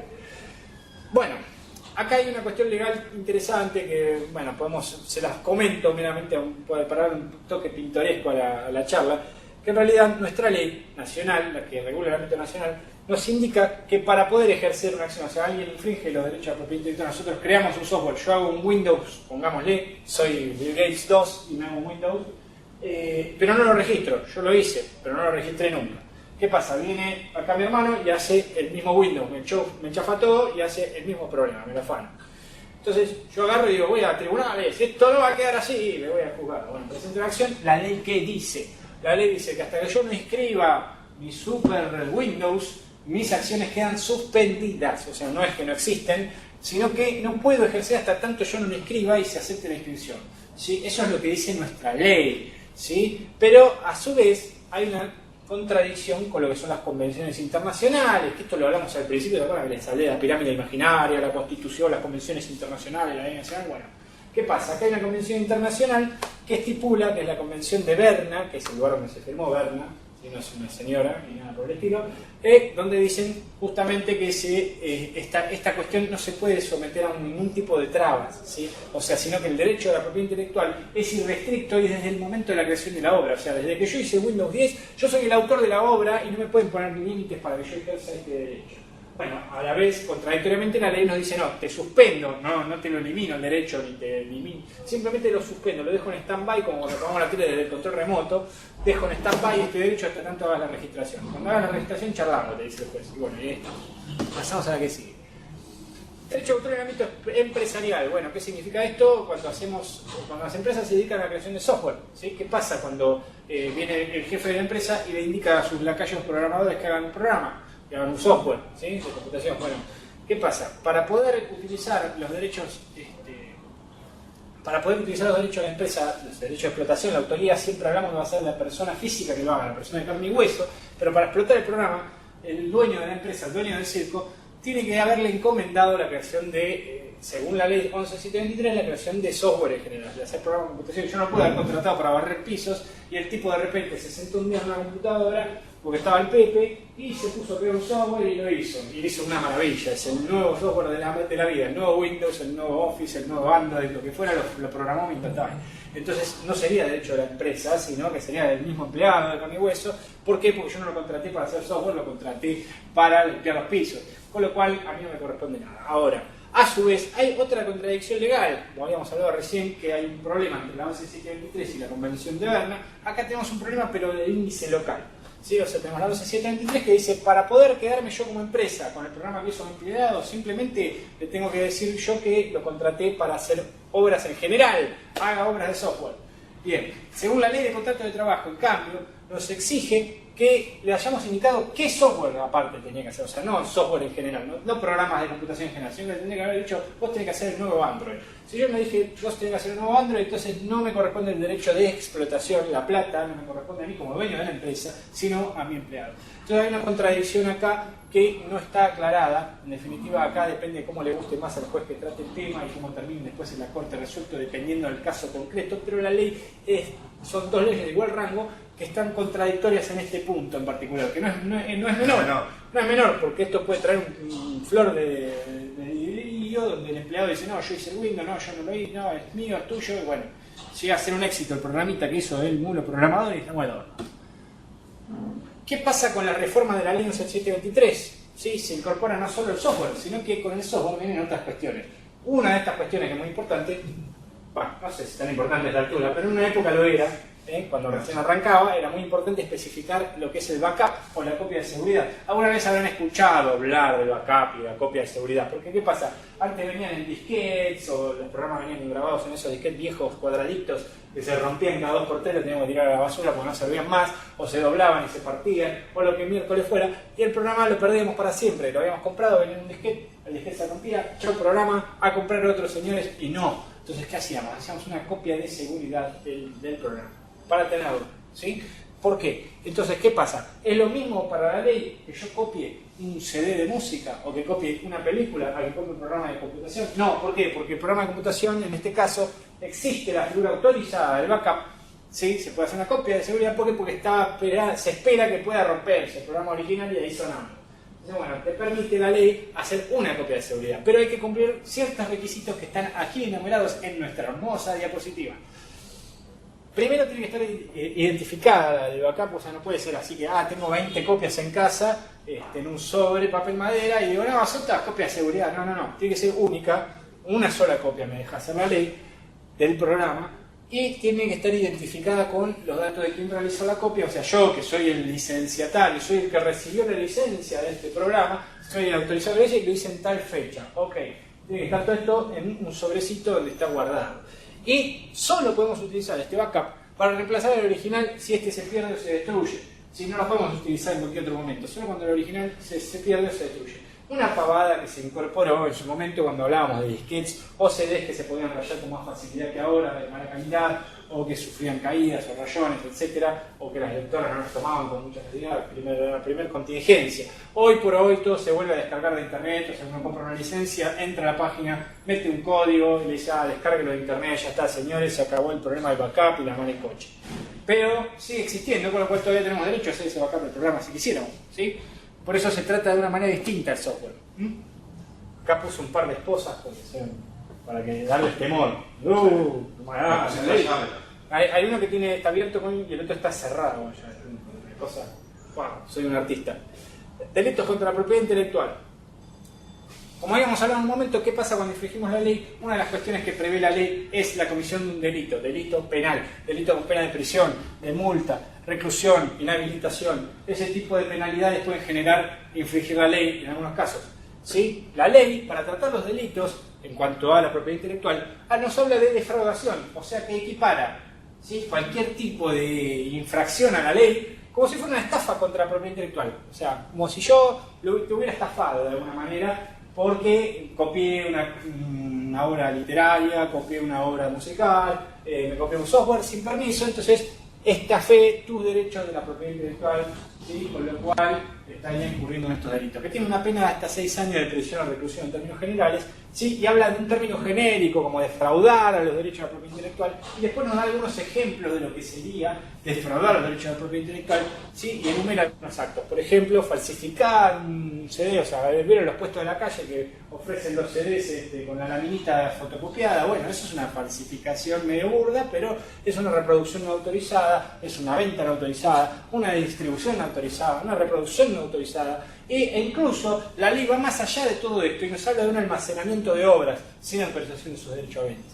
O sea, yo agarré y almacené estas obras en un galpón, ¿sí? O sea, estos fonogramas copiados los tengo almacenados en algún lugar y no tengo factura. Entonces, ¿qué hago? Yo los almacené, ¿cómo puede ser? ¿Usted qué está haciendo? ¿No está infringiendo los derechos de propiedad intelectual? Bueno, ahí tenemos la cuestión. Vamos a pasar a la última diapositiva esta, ¿sí?, porque ya estamos sobre la hora, referí, pero bueno, vamos a hacer Internet y la problemática. Habíamos hablado un poquito de todos los problemas que conlleva la creación de Internet. Saben muy bien qué es Internet, si no lo saben, les trato de explicar sucintamente qué vendría a ser Internet y cómo empieza. Empieza con una red de médicos, ¿verdad? Militar. Una red militar. Bueno, Sí. a mí me contó otro cuento.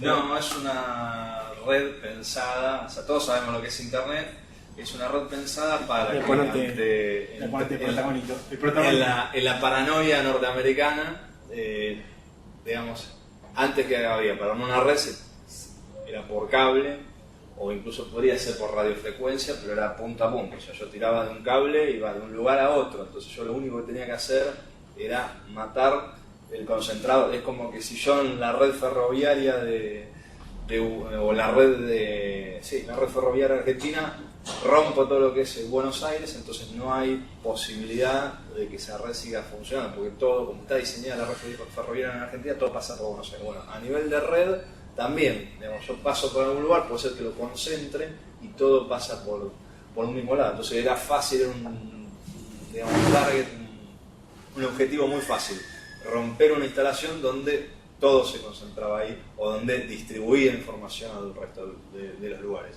Bueno, el advenimiento de Internet es un desarrollo netamente militar para evitar eso, o sea, que yo tire un misil a alguna instalación y que eso deje de proveer o queden instalaciones con poder comunicarse. ¿Por qué? Porque cada instalación, no importa, cada nodo, cada instalación, esté donde esté, también puede retransmitir, también puede interconectarse, están todas conectadas con todo, entonces es imposible, es literalmente imposible que el mensaje o lo que yo quiera transmitir no llegue de un punto al otro por alguna vía alternativa, o sale por Miami, o sale por África, o sale por Europa. Pero sale simple, o sea, en definitiva no está centralizada, es una red que pasa por todos los nodos, ¿sí? Es como una especie de cablerío constante que cruza por todos lados, por lo cual es indestructible hoy a la fecha de Internet. se puede pagar. En la teoría sí, obviamente que Técnicamente puede haber alguna forma de anularla, pero hay que hacer una serie de cuestiones muy complicadas.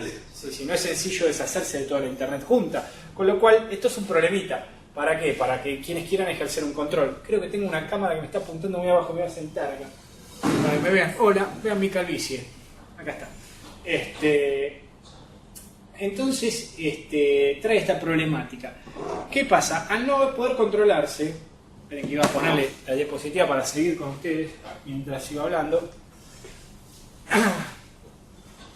Bien.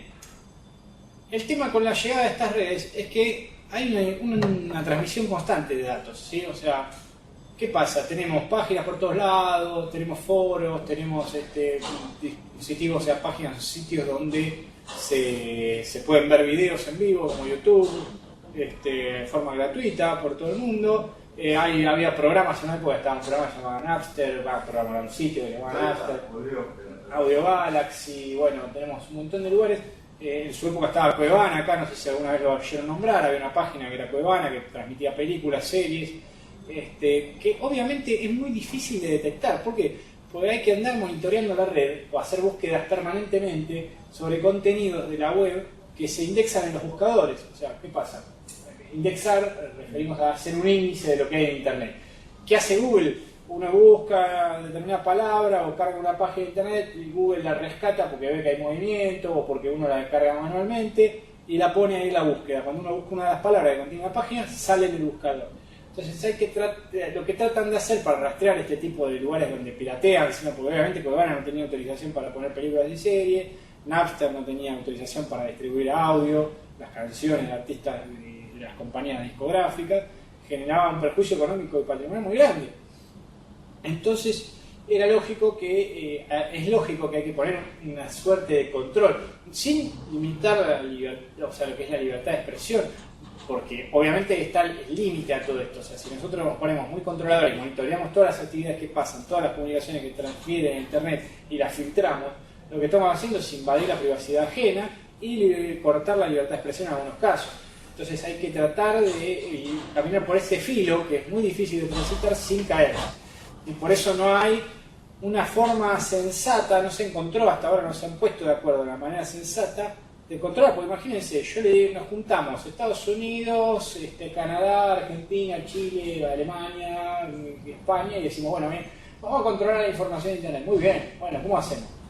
Y no sé, la controlas vos, Estados Unidos, lo que se suele hacer es sacarla a los buscadores, hay pocos buscadores grandes, Bing, Yahoo y Google, obviamente. Entonces, lo que se le dice a Google es determinado tipo de información que no aparezca. De hecho, en China, si uno pone determinado contenido para buscar en Google desde China, uno puede saber la localización del que está buscando.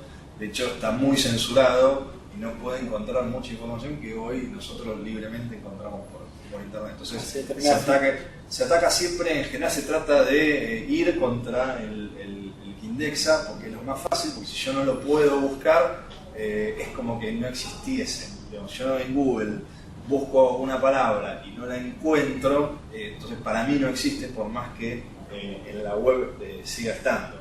Entonces, eso es un poco cómo se trabaja en este tipo de cuestiones. Eso es lo que hacen por ahí modelos, que a veces salen fotos filtradas o salen en sitios pornográficos si no son ellas, o sea, son fotos que las sacaron de una revista Caras, y la ponen en un sitio de citas y no tienen nada que ver. Bueno, lo que se hace es, obviamente, es ir contra ese sitio de citas que usa una imagen que no está autorizada de ella, pero también al buscador, porque a veces se puede buscar por imágenes, se puede buscar por nombre. Claro. Entonces, de esa manera, digamos, hay bastante jurisprudencia al respecto, digamos, que se lo va sacando y se lo va limpiando. Se lo va limpiando. Ahora, ¿qué responsabilidad le podemos achacar a un buscador de hacer su trabajo de indexar y no al autor del sitio? Ahí es donde está la delgada línea. Ahí es donde se van poniendo cosas. Por ejemplo, si uno quiere subir un video de una película a YouTube, ahora pide ciertos requisitos. YouTube pide ciertos requisitos y además detecta que esa película ya tiene la inteligencia suficiente, porque analiza lo que yo estoy subiendo y compara con una base de datos propia y dice, este video que vos estás subiendo es una película, o este video que vos estás subiendo tiene partes de un tema musical. ¿Por qué? Porque YouTube se puso de acuerdo con la industria de que iba a hacer eso. De todas maneras, todo tiene una beta, porque ustedes siguen entrando a YouTube y siguen escuchando temas, digamos, que no debieran estar ahí. Pero bueno, yo me hago responsable que esto es con fines educativos. YouTube es un intermediario en esto. YouTube es un intermediario. Hay cuestiones como en YouTube yo tengo que tener un usuario para poner esa información. Se puede saber fehacientemente desde dónde creé ese usuario, desde dónde se conectó ese usuario, desde qué IP. Si yo tengo el número IP, que es como la dirección mía de Internet, yo puedo rastrear, digamos, qué proveedor de servicio, Telecentro, Fibertel o el que ustedes tengan, Telefónica, me asignó esa dirección IP, entonces es fácil llegar a la persona física que está ahí, digamos, se rastrea mucho, se compara, también se rastrea mucho con lo que es en Europa pedofilia, entonces hay mucho pedófilo suelto que comparte fotos, entonces se pueden hacer búsquedas por determinadas fotos, digamos cómo están, entonces eso es bastante monitoreado, se ve quién comparte esas fotos. Claro, bueno, ahí es donde interactúan, o sea, hay determinadas cuestiones que ya son parte de cada estado, o sea, por ejemplo, el problema hoy es unificar a nivel internacional cómo manejar estas cuestiones, porque ese es el mayor desafío que tiene a futuro. Hoy hay convenciones privadas entre los derechohabientes, o sea, el que tiene el derecho a cobrar la plata por la obra, y el que hace el intermediario y el buscador, y le dice, mirá, vos bajame esta foto, vos no me dejés subir esto, mirá que si no. Pero después a la hora de la hora, si van a una demanda contra, por ejemplo, YouTube, usted va a decir, ¿y yo qué puedo hacer? Yo simplemente ofrezco un servicio, lo hago responsable al usuario de lo que sube, no puedo monitorear todo el tiempo todo, porque ¿qué hace la gente en YouTube para piratear? Invierte, hace el espejado, lo da vuelta, o pone links, por ejemplo. O lo pone chiquitito. Lo pone chiquitito, lo reduce, o lo cambia un poco para que el sistema automático no lo detecte y no van a monitorear los millones de videos que deben subir por día. Porque estamos en un proceso de transición desde un esquema rígido que nosotros conocíamos, el libro, o incluso el DVD, el VHS, el video, donde uno tenía que ir, alquilarlo, ponerlo, era difícil copiarlo. Los temas de la radio, o sea, que uno los grababa en cassette, o sea, desde ese esquema a este otro esquema donde cada uno elige, ve lo que tiene, entonces, ¿qué pasa? La industria no se adapta a este nuevo modelo y es lo que está costando. O sea, la industria vieja, tradicional, quiere sí o sí defender sus derechos. ¿Por qué? A ver, yo soy Sony, o soy Warner, soy el que distribuye la música. Entonces, como soy el que distribuye la música, quiero tener ese derecho sobre quienes publican esos temas ahí, les quiero hacer juicio, yo solamente quiero tener regalías sobre eso y pagarle al autor algo.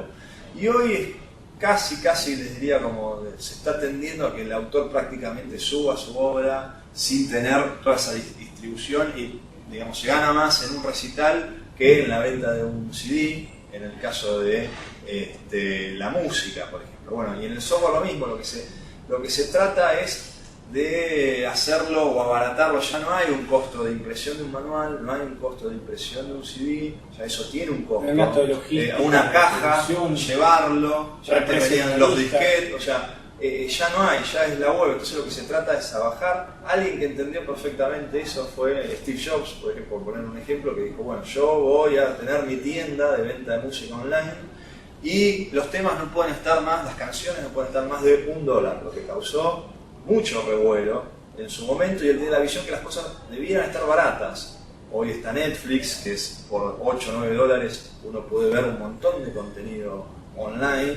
Entonces lo que se tiende es que yo pueda acceder a mucho y pueda elegir por precios relativamente económicos y baratos, digamos. Es lo que, a dónde está yendo el modelo. En el medio hay grandes perdedores, o sea, las grandes empresas que de Sony, Warner, de EMI o SBC, lo que fuese, las grandes empresas que distribuían todo eso, cada vez están perdiendo más derechos, cada vez están perdiendo más poder de ganar, cada vez menos ganancias, con lo cual se resiste un poco a ese cambio. Cuando se hace una obra de cine, una película, digamos, lo que se intenta es ganar. ¿Dónde se gana más en esa película? Obviamente que se gana mucho más en los cines que bajándola online. Entonces, bueno, lo que hay que hacer es que el cine sea distinto. Por eso el cine de barrio como que desapareció y hay cines con butacas, con 3D. Se ponen más cosas al cine para que uno vaya al cine y no tanto lo. Entonces, bueno, en este periodo de transición hay intereses, digamos, que vienen de muchos años, digamos, que tienen que cambiar, y hay nuevas cosas que uno, bueno, tiene que empezar a incorporar y ver qué es lo que da o lo que no da, digamos. Y hay temas filosóficos, digamos, en el medio, como decir, bueno, yo sí hago que la gente aprenda computación a través de una computadora con Microsoft Windows. Bueno, lo que yo estoy logrando es una dependencia de los usuarios a un producto de una empresa extranjera, digamos, que no tiene nada que ver con lo que yo hago. En cambio, si yo eso mismo hago, que aprendan sobre una tecnología abierta, que puede ser Guaira, por ejemplo, que es lo que se está atendiendo con Conectar Igualdad, que se vaya para ese modelo, entonces, ¿qué es lo que significa? Que no estoy atado a Microsoft, no estoy atado a sus disposiciones. De hecho, Microsoft y muchas en Google, Apple, tuvieron problemas porque con el tema de Wikileaks se filtró, digamos, que estaban mandando información a agencias de espionaje de Estados Unidos. Entonces yo tendría más libertad, digamos, con relación a mi software. Es mío, es abierto, yo controlo, yo sé lo que está, yo culturalmente enseño lo que quiero, y esto es un poco para dónde se quiere ir, digamos, acá en Latinoamérica, en varios países del mundo. Lo que se está atendiendo muy lentamente, no es algo sencillo, porque son intereses muy grandes, muy creados. Bueno, lo que se tiende un poco es simplemente a llevar las cosas de tener lo que se llama soberanía tecnológica, soberanía del software, es decir, bueno, yo quiero hacer mi propio software, mis propios programas, que sean todos libres, digamos, que nadie me venga a imponer, y que de repente yo no ponga un software y que esté mandando información a donde no la tiene que mandar, que fue negado obviamente por todos, pero hasta que salió alguien propiamente de la agencia de espionaje de Estados Unidos y dijo, la verdad que sí, que todos no mandan, hasta Facebook manda información sobre todas las actividades, lo que hacen los usuarios. Bueno, esa es también, digamos, además de un tema de interés, además de un tema patrimonial, es para los temas que se hablan ahora, es, bueno, más filosofías. ¿Dónde quiero ir yo en la cultura popular, digamos, sobre la tecnología? Quiero ir acá. Por otro lado, otros te dicen, bueno, pero si yo quiero exportar, quiero trabajar sobre diferentes tecnologías, sobre diferentes conocimientos, digamos, si yo solo veo lo mío, puertas para adentro, voy a tener una dificultad severa para exportar mis productos, porque, digamos, Guaira está solo en Argentina, pero no está en Alemania, no está en Namibia, por decir algo, no está en otro lado. Entonces, bueno, ese es un poco el debate que se da. Enseño, no enseño tecnología libre, enseño un poco cerrado. Bueno, siempre hay un mix de cosas, ninguna solución, ningún extremo es bueno, y siempre hay que encontrar qué es lo mejor ante determinada situación. Bueno, espero que les haya gustado. Ya nos pasamos un poquito de la hora, pero bueno, la gente de Catamarca la veo todavía muy feliz. Están ahí, veo, hola. Perdí a la señora que estaba ahí adelante, se sacaron el primer plano. Pero bueno, se fue, ya ahí se tenía que ir, me imagino. ¿Qué va a hacer? Bueno, esperamos que les haya gustado un poquito de este tema. Igualmente, me gustaría poder interactuar un poco más, pero es complicado por el sonido, el video, el delay y demás. Si pueden hacer o quieren hacer algún comentario, una pregunta, y los técnicos que están ahí presentes, si siguen vivos, y quieren poner el habla y quieren hacerlo, no hay problema. Adelante. No sé. Vamos, mandame 4, como decía Sofois. Mandame 4 y volvemos.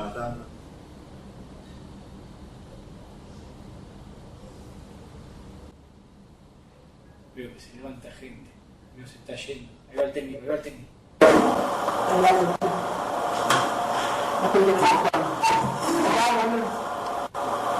Buenas tardes.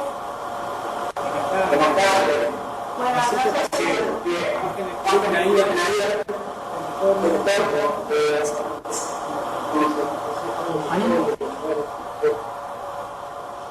¿Ahí? ¿Me escuchas bien? Sí, ahí. Bueno, nosotros de acá de Catamarca hemos tenido la presencia, que lamentablemente se tuvo que retirar, de una escritora, incluso presidenta de la Sociedad de Autores Catamarqueños, de Escritores Catamarqueños. Bueno, ella ha quedado muy conforme, le gustó mucho, le interesó el tema, y nos decía que no tiene que haber más legislación sobre los libros. Así es. Tiene poca legislación los escritores. Claro, lo que hemos estudiado es la aplicación que necesita y hasta el día de hoy, 23, se pueden implementar más sistemas para regular esto. Gracias por mutear el técnico que si no hacía esto. Se puede mejorar esto, obviamente, siempre. En realidad no es un defecto de la ley, sino del sistema de prevención y represión de este tipo de infracciones, que es lo que por ahí está en deficiencia. Por eso intervienen este tipo de asociaciones de escritores para suplementar, porque ¿qué pasa? Suficientes inconvenientes y situaciones tienen que resolver hoy la fuerza policial o la fuerza de seguridad como para encima agregarles la labor de estar monitoreando cuestiones como la piratería de libros o de discos compactos. Lleva un proceso esto que tendría que tener una fuerza policial que tenga demasiado tiempo libre para dejar de lado otras cuestiones o no dejar de lado otras cuestiones que son prioritarias para dedicarse a eso. Ojalá en algún momento del tiempo esto se pueda lograr con más facilidad, con una prevención un poquito más sensata, una conciencia ciudadana del valor del libro y aparte adaptándose, como hablábamos recién, adaptar un poquito a las nuevas tecnologías. O sea, el formato del libro, si bien sigue existiendo, gracias a Dios, está empezando a ser reemplazado gradualmente por el libro electrónico. ¿Por qué? Porque no requiere de envíos, no requiere de tiendas, amortiza gastos de impresión de papel y, en definitiva, el autor, que es el derechohabiente en general o la editorial, va a recaudar por ahí un monto menor pero en mayores cantidades. No es lo mismo que uno le diga tiene que comprar un libro de una novela o un libro de estudio y que le digan, mira, vale 800 pesos el libro, a que le digan, bueno, le sale $1, $2. Es un número muy distinto en cuanto al consumidor, tener más llegada a la gente, se va a perder menos en el camino entre logística, minorista y demás, y es a lo que están tendiendo otras industrias como hablábamos recién, la industria del cine, la industria de la serie de televisión, la industria del audio, de la música, la industria informática. Todos tratan de concentrar en algún distribuidor, como puede ser Netflix, como puede ser Spotify, como puede ser, bueno, en el caso de los libros tenemos por ejemplo en Google Books, que brinda el servicio de libros digitales, que si bien a algunos lectores obviamente les causa mayor comodidad o mayor gusto contar con el libro físico en casa, el contenido, el acceso al contenido del libro lo puede tener por un costo mucho menor vía digital. Con lo cual a veces la gente que no tiene tantos recursos, no quiere invertir tanto en un libro porque bueno, lo quiere leer una vez y no quiere tener una biblioteca, no tiene espacio para una biblioteca en casa, que también pasa, puede acceder a esta información y llevarse un libro para leer en un viaje o varios libros en un mismo aparato. Yo llevo en el teléfono, puedo llevar, no sé, millones de libros acá, me entra en la memoria, no necesito llevarme una biblioteca de vacaciones para leer algo entretenido. Ahí está la diferencia a lo que tienen que apuntar, dado que es muy difícil prevenir y reprimir esto, a lo que tiene que apuntar la industria. Y a su vez esto disminuye la piratería en estos aspectos. ¿Por qué? Porque el consumidor ya no recurre al producto pirata, sino que lo adquiere de una tienda por $2. O sea, yo conozco perfectamente dónde hoy piratear películas, dónde hoy piratear... Pero por ahí está el servicio de Netflix que no sale caro realmente y brinda algunas comodidades que si yo tuviera que piratearlo tendría que buscar a dónde está, descargarlo, esperar a que se descargue, verlo que se vea bien, ponerle los subtítulos, toda una serie de cuestiones que complican el sistema de piratería y que uno va a hacer por optar, bueno, me gasto $8 y disfruto del producto y se acabó. Eso es a lo que lleva este sistema de amortizar gastos. Pero obviamente, si tuviéramos más prevención para este tipo de cuestiones, bienvenido. Lo que pasa es, bueno, estamos en Argentina, es complicado, hay muchas cuestiones, hay territorios muy amplios, poca población, las fuerzas de seguridad son muy pocas en general en cantidad por la proporción de cantidad de habitantes y territorio, con lo cual dedicar los esfuerzos policiales de prevención a este tipo de cuestiones sería una medida que en cuanto a política criminal sería muy complicada de efectivizar. ¿Sí? O sea, quizá la asociación de autores o los editores y demás van a estar muy contentos, pero si a una persona, a un ciudadano común, le explicamos que un policía que estaba para reprimir un delito de infraganti hoy está verificando que en los puestos de venta no haya un libro pirateado o que no estén cargados en internet, tenemos una división de delitos. Obviamente va a decir el presupuesto, prefiero que lo vas a tener algo más prioritario, más concreto, sobre todo por la situación actual en la que vivimos, ¿no? Lógico, cuestión de tiempo para que las cosas sigan evolucionando, pero en este estadio sería muy arriesgado hacerlo, a mi criterio, es una cuestión personal, una opinión personal mía. ¿Alguna opinión más? ¿Quieren decir algo más?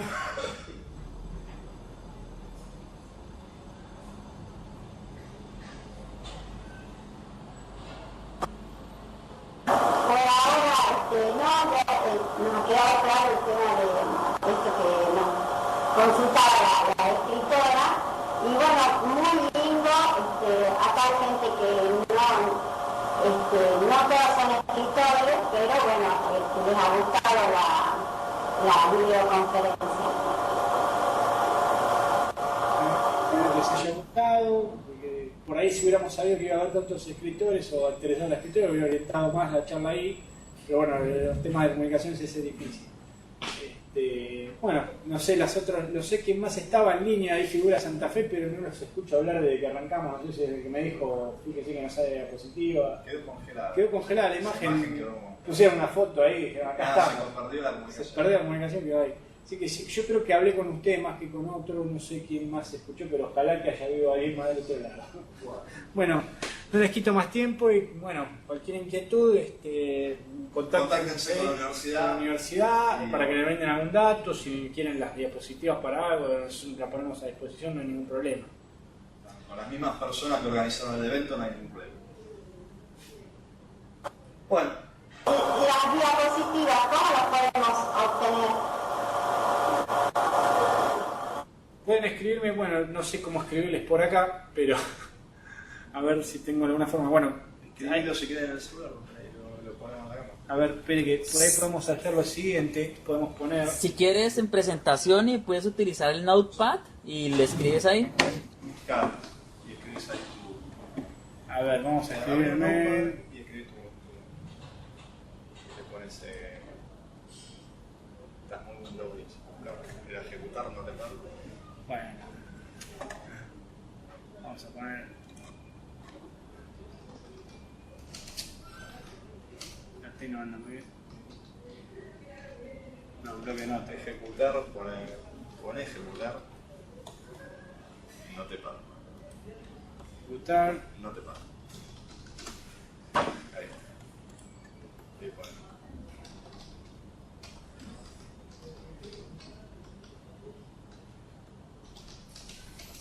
Las letras estas un poquito más. Era tratar de ver el formato, no digo el tamaño de la letra. Bueno, como Martín Talares. tiene formato, estás ahí. Bueno. Ponerle uno grande. Más grande. Vamos a ver si ahí se ve. A ver ahí. Uy, No, la maximizar, porque lo único que falta es la L. Ahí se ve. Bueno, cualquier inquietud que tengan, escriban, ¿sí? No se preocupen si quieren que les mande las diapositivas que pusimos, las mandan a un mail ahí y les devuelvo el mail cordialmente con la diapositiva y algún comentario. Si quieren dejar un comentario de lo que les pareció la charla, también serán bienvenidos. Sí. Bueno. Nosotros ya anotamos tu correo y nos vamos a poner en contacto.